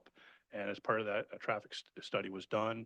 The need for an additional north lane between the off-ramp from the highway to the intersection of Clark Road was identified, as well as a taper lane north of that. And then some stacking length to be added also. And then some work on Clark Road also to create a proper left-hand turn lane. And then on the private drive entrance also. So all that work was identified through the traffic impact study. And some of it the developer's paying for, some of it development charges is going to pay for because it's growth related. And then the other portion that the city is talking about is front ending would be other works that would be beneficial for other development, but we want to do it now because all this work is happening. We won't want to do it in later on. So the city will front end the cost for that work, and then we'll recoup it from the developers when they develop that land. Thank you for that explanation, especially those watching at home as well. Any other questions or comments? Seeing none, all those in favor? None opposed, carried. Nothing from cultural services or parks and recreation. 14D.1 EV charge on program. Looking for a motion. Councillor Martin. Thank you, Mayor Accioni. That the city of Woodstock, Woodstock City Council approve 6 EV charge on program grant applications for EV charging stations. Thank you. Looking for a seconder. Councillor Wismer Van Meer. Discussion. Councillor Martin. I'm super happy to see this grant application on the agenda tonight. As I went about talking to people throughout this week, not one single person thought it was a bad idea to have EV chargers throughout our community. And many people were very enthusiastic about it, especially in public locations when you're going to a hockey game or what have you. So I fully support it. I think it's a great opportunity to deliver this service to our community. There are thousands and thousands of electric vehicles in Woodstock now, and that number just keeps growing. And so it not only services our existing population, but visitors and guests when they come into our community. Thank you. Councillor Lauder. Through the mayor to Mr. Locke, could you describe what this grant could cover, or is it 100% or just what would it cover? Thank you. Through you, your worship. So this grant is up to 75% of the costs of installation. We're investigating another one that's become available from the federal government called the Zero Emissions Vehicle Infrastructure Fund, and that one can be stacked. So our goal is to have no cost to the city and have these put in place. One of the requirements with this is that we must have management of it for 5 years. We're looking at doing that through a third party because it's not a business that we want to get into managing or doing. So we'll look at that through a third party. Unfortunately, we only became aware of the federal fund after this report was submitted. So we are learning a lot about a lot of that. That fund will become available in the spring of 24. So we'll see when that actually opens up. And like I say, we should be able to stack the two funding grant applications and hopefully end up with zero cost on the installation. So one more. So that's the installation, so the mechanism, whatever it is that you plug it into, do, do we have to pay that, or is that all part of the installation, and what does that entail? Through you, your worship, to the councilor's question. So the management of it and the operation, that's what I'm looking towards, partnering with a third-party vendor. We have some that have shown interest already. And without getting into details on on a negotiation that we haven't had yet, the idea would be to have them do it at their cost. We may even see a dividends come back to the city on that. So there may be a revenue generator, but we aren't there yet. So it's one of those things we need to explore. Of course, when we explore these things, we will bring back those details to council so that you have all the information. We needed to get this in front of council for the buy-in. The deadline for submission is January 31st for this one. So we needed to do that. And unfortunately, we just don't have all the details today. So. One more question.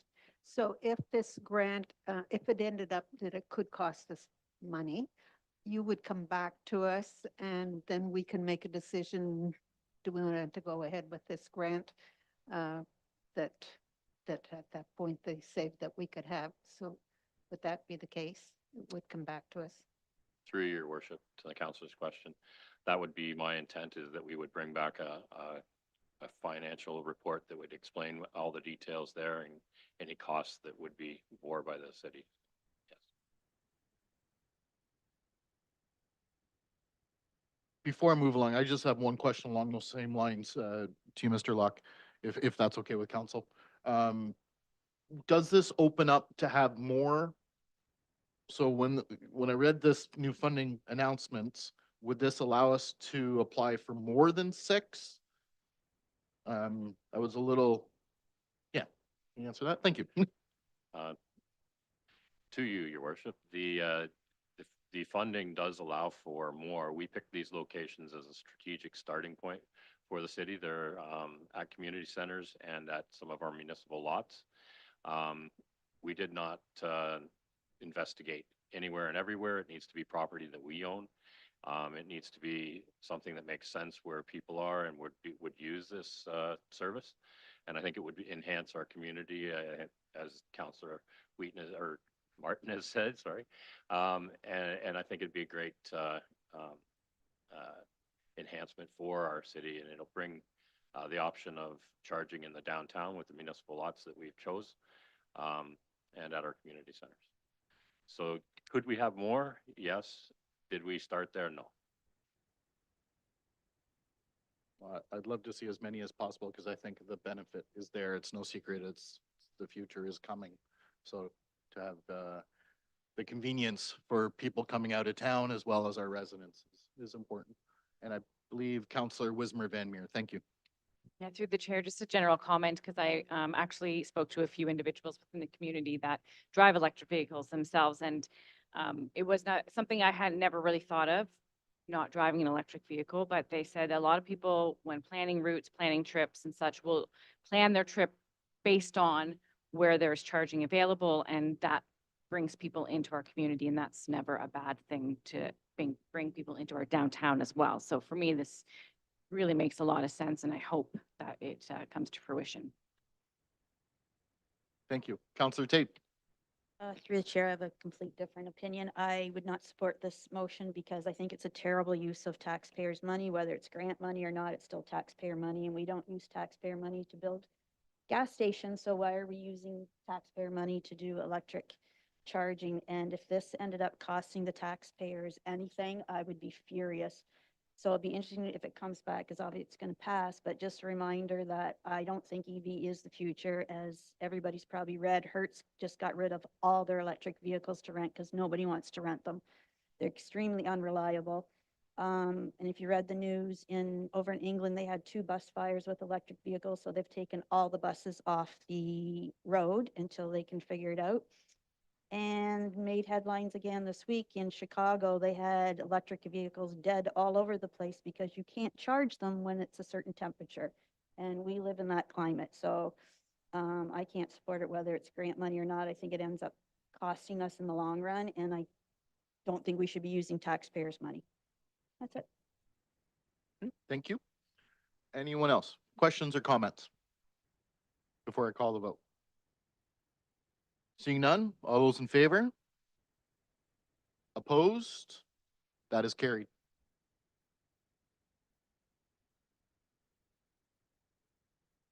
Next up, economic development. 14E.1, proposed sale of city-owned property. Councillor Schattenberg, seconded by Councillor Wismer Van Meer. The Woodstock City Council authorized the mayor and clerk to sign an agreement of purchase and sale with Valo or VALO Biomedia, Inc. for the purchase of 4.84 acres of city-owned industrial land on Jack Ross Avenue, and that the necessary bylaw be read. Thank you. Discussion? Seeing none, I'll call the vote. All those in favor? None opposed. Carried. 14E.2 is proposed partial closure of McQueen Street. Councillor Leatherborough. Moved by myself that Woodstock City Council directs staff to notify neighboring property owners that the city intends to close a portion of McQueen Street between Reeve Street and Metcalf Street. Thank you. Do we have a seconder? Councillor Lauder. Discussion? Seeing none, I'm just add, I think this is showing just another way that we're looking at as a city to try to infill and do more with what we have. I think the comments have been made already tonight that we have to do better as a city and keep going forward this way to look for maximizing everything before we have to look at any other lands. Any other questions or comments before I call the vote? All those in favor? None opposed. Carried. 14E.3, proposed sale of city-owned industrial land to High Noon Investment Corporation. And for a motion, Councillor Wismer Van Meer, second by Councillor Lauder. That Woodstock City Council authorized the mayor and clerk to sign an agreement of purchase and sale with the High Noon Investment Corporation for the purchase of 13.96 acres of city-owned industrial land on Allier Street. And further, that the High Noon Investment Corporation and its representatives be authorized to act as the city's agent for the purpose of an official plan amendment application and zoning bylaw amendment application. And further, that the necessary bylaw be prepared and passed after planning approvals have been received. Thank you. Discussion or questions? Councillor Schattenberg. Just a quick statement, Mayor, that the report says that as many as 300 jobs will be happening in the city of Woodstock from this, once they're in full operation from this company. So I think that's very key and very important. Thank you. Councillor Lauder. Yeah, I just wanted to, I was speaking to Mr. Hammond yesterday, and there's just one more piece to be sold out of this whole farm. So I think they've done an excellent job of getting rid of this, and it just shows the demand and the people wanting to move here. So I think this is really great, and probably the other one won't take long to be sold. So kudos to the economic development and everyone concerned. Thank you. Any other questions or comments? Well, Ms. Jarvie, I think you got off the hook. Oh yeah, we're not quite done that. Yeah. With that, I'll call the vote. All those in favor? That is unanimous. That is carried. Welcome to both those new businesses to the city of Woodstock. Very exciting. And 14E.4, direction to amend the Woodstock Community Improvement Plan. Looking for a motion on the floor. Councillor Leatherborough. Moved by myself that Woodstock City Council directs staff to amend the city's community improvement plan to allow for a broader scope of incentive programming outside of the downtown area focused on housing and physician recruitment. Thank you. Do we have a seconder? Councillor Wismer Van Meer. Discussion? Councillor Leatherborough. Through you, your worship, really excited about this report. So I have all these notes here, but Carrie Jarvie's here, so I was wondering if you could just provide a little bit of context, because obviously it was born in 2011, adopted in 2012, and it's about to change to a broader scope. Yes, through your worship to the council's question, I think this is exciting. I know it's something that has been on Mr. Hammond's desk for quite a while. And it is exciting because we do need physicians and we do need housing, and it's fitting with your strategic plan. So I believe that as an economic development office, we're excited about this as well. Thank you. Any other questions or comments? Counselor Martin. Thank you, Mayor Accioni. I'm not sure who wishes to field the question, but when you create a CIP, it has to be approved by Ministry of Municipal Affairs and Housing. Not anymore? Did it used to? Okay, so making an amendment doesn't need any further approval than our own? Okay, excellent. Well, thank you. I thought it still needed as well, and I figured that would be the next step. So thank you for the question. Counselor Schattenberg. Yeah, question through to economic development.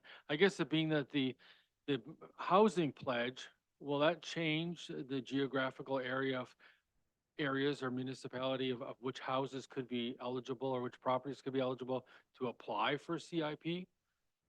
And is that's been specifically designed, or is that going to be part of this program, is to define which streets or which areas could apply? Through your worship to the council's question, is my understanding that for the housing pledge, it is the citywide into, correct? So that we are able to apply the same programs citywide that downtown has benefited from. Thank you. Any other questions or comments? I'll simply say that I'm really excited for this. I think as a growing city, looking at other opportunities to assist brownfields and other things, you know, looking at other properties that might be need some assistance to get off the ground, looking at more affordable homes, maybe transition homes. There's so many different possibilities where this can go. And of course, we all know we need more doctors here in the city of Woodstock. So having that all tied into this, I'm really excited, and thank staff for bringing this forward and moving forward with it. Before I call a vote, any other questions or comments? All right, with that, all those in favor? That is carried, none opposed. Next up, we're into the clerk's department, and 14F.1, we're going to be acting mayor appointment. Term of office needs to be looked at first, of course, before we look for someone. So Councillor Tate. I'll make the motion that Woodstock City Council establish a term of office for the acting mayor to be January 19th, 2024 through to January 16th, 2025. And further, that Woodstock City Council shall select an acting mayor in the term of office at the regular meeting of the council held on January 16th, 2025. Thank you. Do I have a seconder on that? Councillor Martin, discussion? Seeing none? That is the way we've done that before, and it seems to work. It gives everybody the opportunity to, not everyone, of course, sorry. 4 people anyways, if we do it by yearly basis, but it gives more opportunity to sit in the chair and possibly do more within the city. So with that, I'll call the vote then. All those in favor? None opposed. So we are going from term will be January 19th of 2024 through to January 16th, 2025. And next up, I will go to clerk's department. Thank you. Thank you, Your Worship. So we will now proceed with the election for the acting mayor. Each member of council is entitled to 1 vote, and CAO David Creary will draw a name from a ballot box in the event of a tie. I will now accept nominations in writing duly moved and seconded for the position of acting mayor.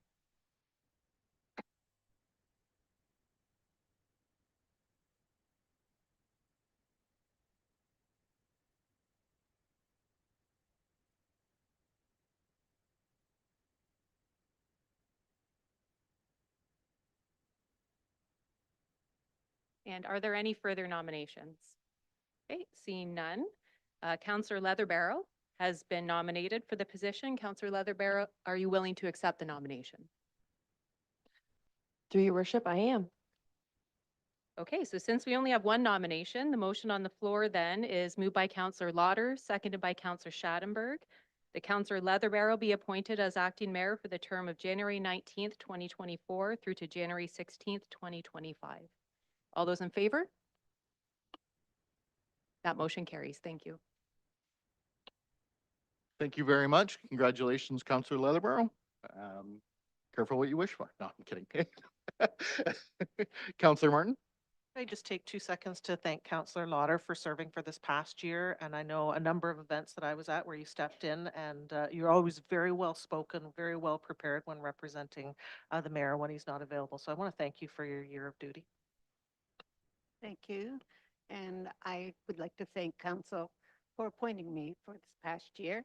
It wasn't quite as eventful as my other year that I, but but I just want to, and congratulations to Councillor Leatherborough. And I'm sure you'll enjoy this next year in the position. So congratulations. And of course, you took away a little bit of my thunder, but that's quite all right. I would like to say thank you very much. As Councillor Martin mentioned, you've absolutely always been there. You've always stepped up and attended something if I could not and represented us well. So thank you very much for your continued service, because you've done that for a little while and recognize that. And Councillor Leatherborough, I have no doubt you're going to be very successful with it as well. So thank you. Moving along.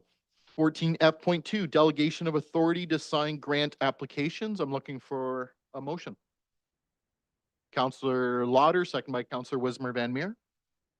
I'll move that Woodstock City Council refer the report regarding delegation of authority to sign grant applications to the bylaws section of the agenda, and further that City Council GA 017 delegation of powers and duties be updated accordingly. Thank you. Discussion? Or questions? Sorry. Seeing none, all those in favor? None opposed. That is carried. Next, 14F.3, annual status report of the 2023 accessibility plan. Councillor Leatherborough. Moved by myself that Woodstock City Council approves the 2023 status report for the 2023-2027 accessibility plan. Thank you. Second by Councillor Wismer Van Meer. Discussion? Councillor Leatherborough. I have a couple notes, so bear with me. I just wanted to take a minute to acknowledge, we have our staffer Heather here. I appreciate everything that she does for the Accessibility Committee, which is what we're talking about. And further to that, back in November, the fall, we went to the Joint Accessibility Conference in Norwich. So it was joint across Oxford County. And our Parks Department was recognized by ABC Recreation out of Paris, Ontario. This business has been in business for 30 years, recognizing our parks that are inclusive and all of those types of things. So that was really great. And I wanted to make mention that sitting on this committee is very eye-opening, and it's a privilege to sit amongst all of the members. I think sometimes we forget that about 15% of Ontario and growing is people are living with a disability. So at 1 out of 7, so that's one of the elected officials in this room living with a disability. And I really think that this committee has a clear path of what they want to see in the future of Woodstock, and I'm really happy to be a part of that. And again, about accessibility, this coming January 20th at 7:30, there's a film premiere at the Theatre Woodstock, and it's called What If It Was Me, directed by a local Matt Power, and it speaks to two brothers, a true story back in the 70s, but then the film is kind of taking place in mid 1990s. But there was a terrible accident, a football accident, and he was paralyzed significantly and changed his life forever. So again, just wanted to recognize this along with the plan, that anyone that's watching, there's so much good information in there, and just speaking on behalf of the committee that there's lots of engagement, and we're looking forward to another successful year of 2024. Thank you. Any other comments or questions? Seeing none, I'd just like to thank staff, Heather, of course, and staff that helped you out with that, but also all the committee members. That is one that I hear from on a fairly regular basis because of the changes and everything else that's ongoing, and I welcome them all the time. And it's something that I think the city does a great job when we're looking at when it's time to change things to make sure we're accessible for everyone. So thank you. And with that, all those in favor? None opposed, carried. Next up, 14F.4 BIA Board Management Appointment. Looking for a motion on the floor. Councillor Wismer Van Meer.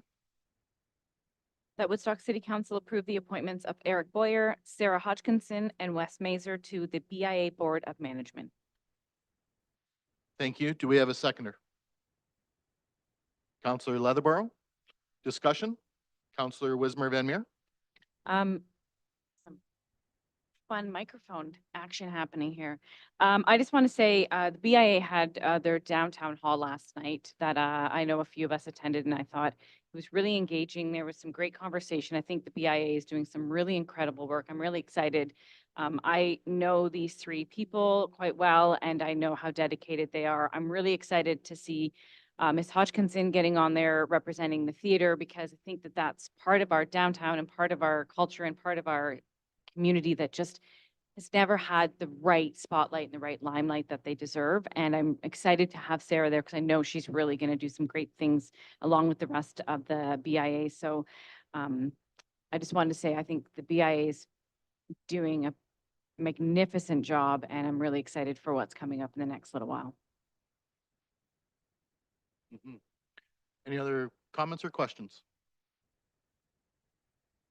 Seeing none, then I'm going to just echo everything Councillor Wismer Van Meer said. Last night's town hall was fantastic. I think it was well attended.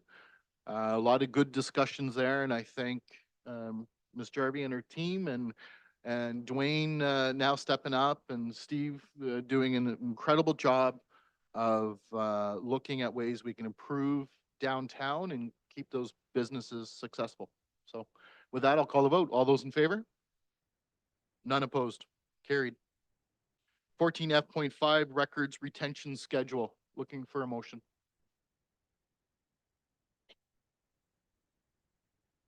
Councillor Leatherborough, seconded by Councillor Wismer Van Meer. 14F5, that Woodstock, moved by myself, that Woodstock City Council refer the updated records retention schedule to the bylaw section of the agenda. Thank you. Discussion? Seeing none, call the vote. All those in favor? None opposed. That is carried. Nothing from the CIO tonight. Human Resources does have a 14H.1 nepotism policy. Looking for a motion on the floor. Councillor Lauder. I'll move that Woodstock City Council approve the amendments to Council Policy HR 015 nepotism. Thank you. Looking for a seconder. Councillor Tate. Discussion? Councillor Tate. The chair, our director is here, if she maybe wants to comment on it. I'm sure she would love to come forward and speak to everybody on council. Just the changes is fine. Welcome and thank you for coming forward, No being worries. here tonight as well. As you can see, that policy's very outdated, and we wanted to make sure that the policy was in line with our strategic initiatives and ensuring that it's creating a fair and equitable, inclusive environment. Thank you. Any questions? All right, seeing none, call the vote. All those in favor? That is carried. None opposed. Nothing from fire services tonight, nothing from public works, nothing from IT. So we're moving along. 15 special committee and advisory task force reports. There's none tonight that I'm aware of. No notice of motions tonight. No new business that I'm aware of. And we're into the bylaws. Councillor Wismer Van Meer. Moved by myself, seconded by Councillor Schadenberg, that the following bylaws be given a first and second reading. 9659-24, a bylaw amend City of Woodstock Municipal Code Chapter 11-Mayor-Acting-Selection. 9660-24, a bylaw to provide for the delegation of powers and duties by council in order to authorize the manager of special events to sign compensation, funding, subsidies, and grant submissions and applications on behalf of the city of Woodstock. 9661-24, a bylaw to provide for the sale of certain lands owned by the corporation of the city of Woodstock to Valo Biomedia, Inc. 9662-24, a bylaw to repeal and replace bylaw 9490-21, a bylaw which provided for the classification, retention, and destruction of records of the corporation of the city of Woodstock. Thank you. Any questions or discussion on any of those, of course?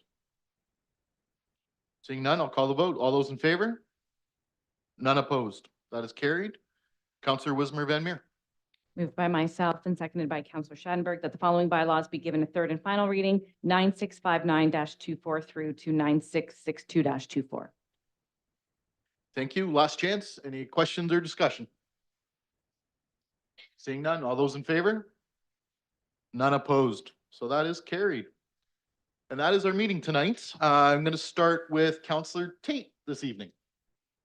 Thank you. Just a couple of thank yous. First to Perry Lang and the staff at the hospital. I ended up having to take my son there over the holidays emergency, and it was nothing serious. He just got a flu bug and was severely dehydrated, and they got him dripped and everything was fantastic, but I can't say enough about the staff there and how fast they got him in. And also I was talking to a client today who had emergency surgery and had nothing but nice things to say about the hospital and the care he's gotten. So it's always positive to hear that. And the second thank you is to all our Board of Work staff. With the snow we've had, it always takes time for the snow plowing. People complain, but I'm not on social media, but a friend of mine sent me, somebody posted something on social media criticizing our snow removal. And everybody on social media let that person have it, and they all defended our city. So it was very nice to see. So thank you very much. And I say to people, they've got to be patient, and we only have so much staff and so much equipment. So thanks for all their work. That's it. Well said. Counselor Martin. Thank you, Mr. Accioni, Mayor Accioni, Mr. Mayor, my words were all getting mixed up. In light of our Crow report tonight, I thought we'd have a few fun with words. Of course, most of us would know that a gathering of crows is called a murder. A gathering of ravens is a unkindness. A gathering of flamingos, my teenager's heart is just boom, like swelling right now at home. A gathering of flamingos is a flamboyance. A gathering of jellyfish is a smack. A gathering of rhinos is a crash. And I could go on and on and on because this is what we talk about in the cars we drive around. But a gathering of owls is called a parliament, which actually happens to be the natural predator to crows. But Parliament, I'll segue that into the Roma conference is coming up this week, Sunday. Many of us will be heading down to Toronto for that. It is our opportunity to meet with ministers, parliamentary assistants, associate ministers, and to talk about some of those key issues that we're facing here in our community. I know that the city has a number of delegations. I personally have some delegations through South Central Ontario Region Economic Development. And I appreciate that the door is open to have those conversations, but it really is our opportunity to advocate on behalf of our community. And when we speak about advocating, you might be noticing that Councillor Leatherborough and I are wearing the same T-shirt tonight. Well, two separate T-shirts, but the same message on accountability now. This is a movement kind of taken up by the Women of Ontario Say No, and I've been an advocate of this for well over a year now. That we're wearing these tonight to continue our push for the province to amend the Municipal Act to hold us, municipal elected officials, accountable in workplace violence and harassment policies. I know that hundreds of people will be wearing these shirts at Roma. If you haven't ordered yours, you can. Please reach out and find out how. But this is a cause that matters much to those of us as elected officials, stopping harassment and abuse. Every other workplace in Ontario, you are held accountable for that kind of action, and we all need to be held accountable in council as well. And so I will pass it on to the next councillor and look forward to seeing many of my peers at Roma this weekend. Excellent. Thank you. We're going to bounce over to Councillor Schadenberg now. Just because he wasn't ready. He's Well, I'm always ready. I got my notes, but I wasn't awake. No, I was awake. Just reminded everybody that the Rec and Leisure Fair is taking place on Sunday, March 3rd this year. And if I'm reminding you well in advance, several weeks, it's because this is sort of the last call to get more people to book tables and our associations, whether it be sports related or hobbies or service clubs or the arts. And you can get more information on the City of Woodstock Facebook page for how you can register. It's going to be at Golf Hall, 1 to 4 p.m. on March 3rd. I don't know if it's the 20th year. We're getting pretty close to that for this event. The Oxford Historical Society has their January meetings scheduled for Wednesday, January the 31st at 6:30. But the guest speaker at the Woodstock Museum is where they hold their meeting. But the guest speaker is a longtime volunteer on the Museum Advisory Committee, and that's Elaine Becker. She wrote that book on firefighting in the city of Woodstock, the history of that. But she's going to be speaking about the history of shipwrecks on Lake Erie, specifically from Port Dover to Port Stanley. So she's prepared quite a talk on that. Last thing I want to mention, and it's outside of Oxford County, that's why I put it at the bottom of the list. In Dorchester is the Ontario Men's and Women's Curling Championships, but there are several competitors from Oxford County competing January 22nd to 28th. So that includes Rachel Strybosch, who's on the Holly Duncan team, Mark Keane from Woodstock as a skip, Charlie Richard's on a skip team skipped by Alex Champ, and there's also Travis Fansett from Tilsonburg, if I've forgotten anybody else. But Ontario Championships, actually Mark Keane won this event in 2015, also in Dorchester, so maybe the luck will be going his direction to be able to win the championship one more time. Thanks. Thank you. Now we'll bounce over to the last time I can say, because it changes tomorrow, Acting Mayor, Councillor Lauder. Thank you. Just from the Art Gallery. The Woodstock Art Gallery's Winter Open House will take place as part of the citywide Family Day celebrations on Monday, February the 19th. In addition, the free family art activities in the afternoon will include exhibition tours and talks with visiting artists and curators. The open house is free and everyone is welcome to attend. And on February 2nd, it's Groundhog Day. The day that Southgate will be having their Chili Charlie prediction together with their pancake and sausage breakfast from 7:30 a.m. to 9 a.m.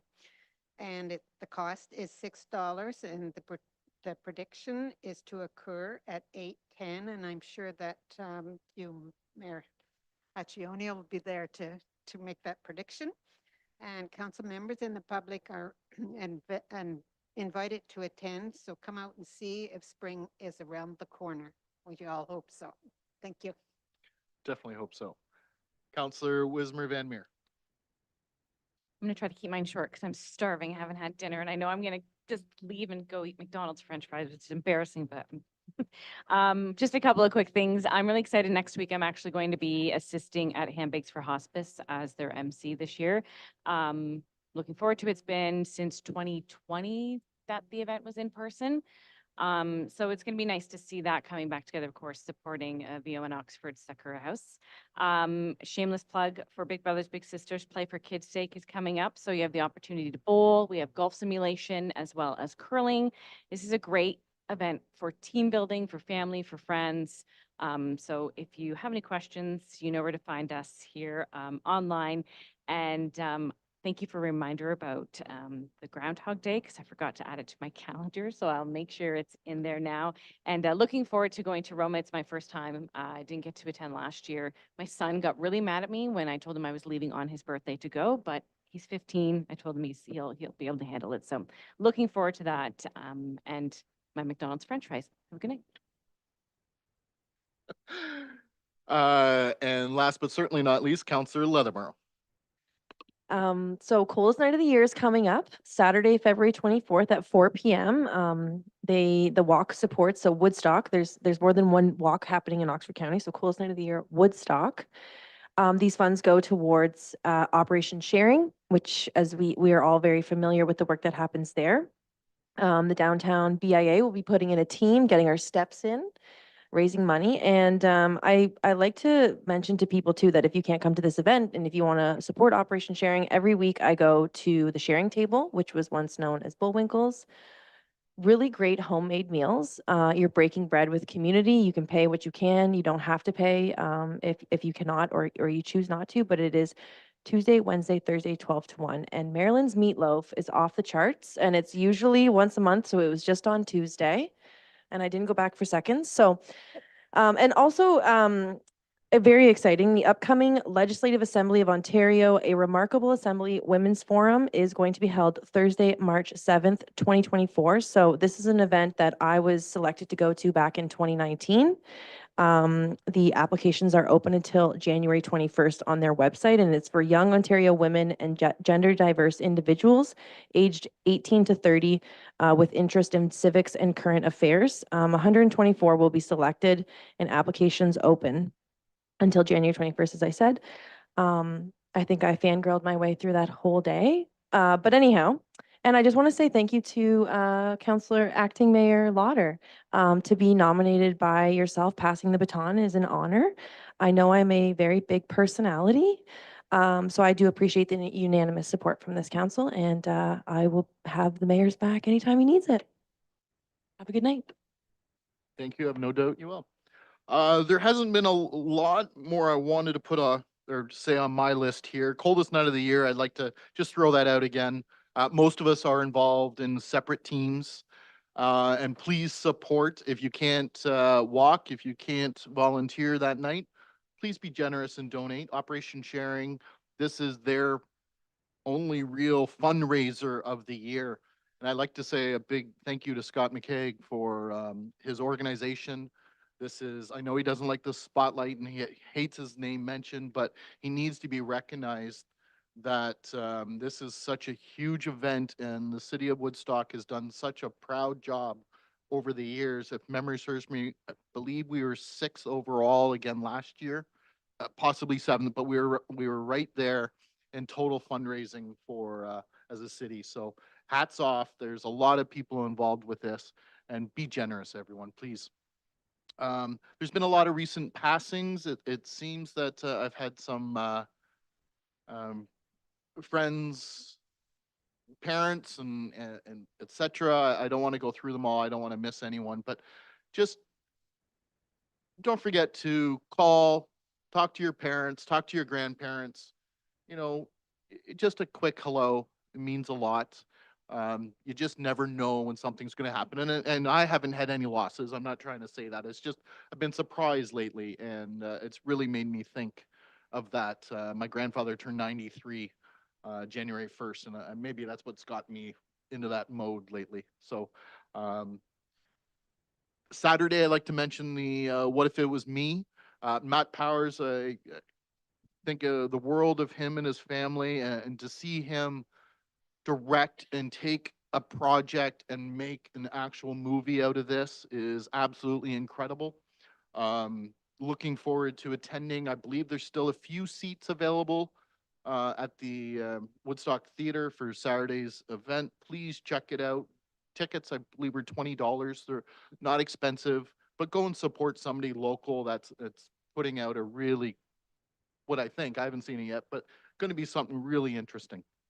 Roma, of course, and for those wondering what Roma is, it's the Rural Ontario Municipal Association Conference. It is Sunday, so many of us will be there. And just a reminder that we are one piece of the cog, and those opportunities to sit down with ministers and associate ministers are so important for us in this council to put our thoughts out, and we thank the public for sharing so much of their thoughts so that we can carry that through. Chili Charlie was mentioned, and the Rec and Leisure Fair was mentioned. So hopefully we'll see everybody at those events, and be safe, everyone. Drive safe, especially with the roads these days. And I'm going to end with a big thank you to the water department. They've had a few breaks lately. It's had the opportunity to stop in a couple of them in the last month, just as driving by, stopped in and speaking to them. And their faces are so muddy. They are literally in the hole trying to make sure we have our services there. Very hardworking group. And just want to say thank you publicly to them and all of Public Works for everything they do. With that, I'll look for a motion to adjourn. Counselor Martin, second by Counselor Leatherborough. All those in favor? We are adjourned. Thank you, everybody. Drive safe.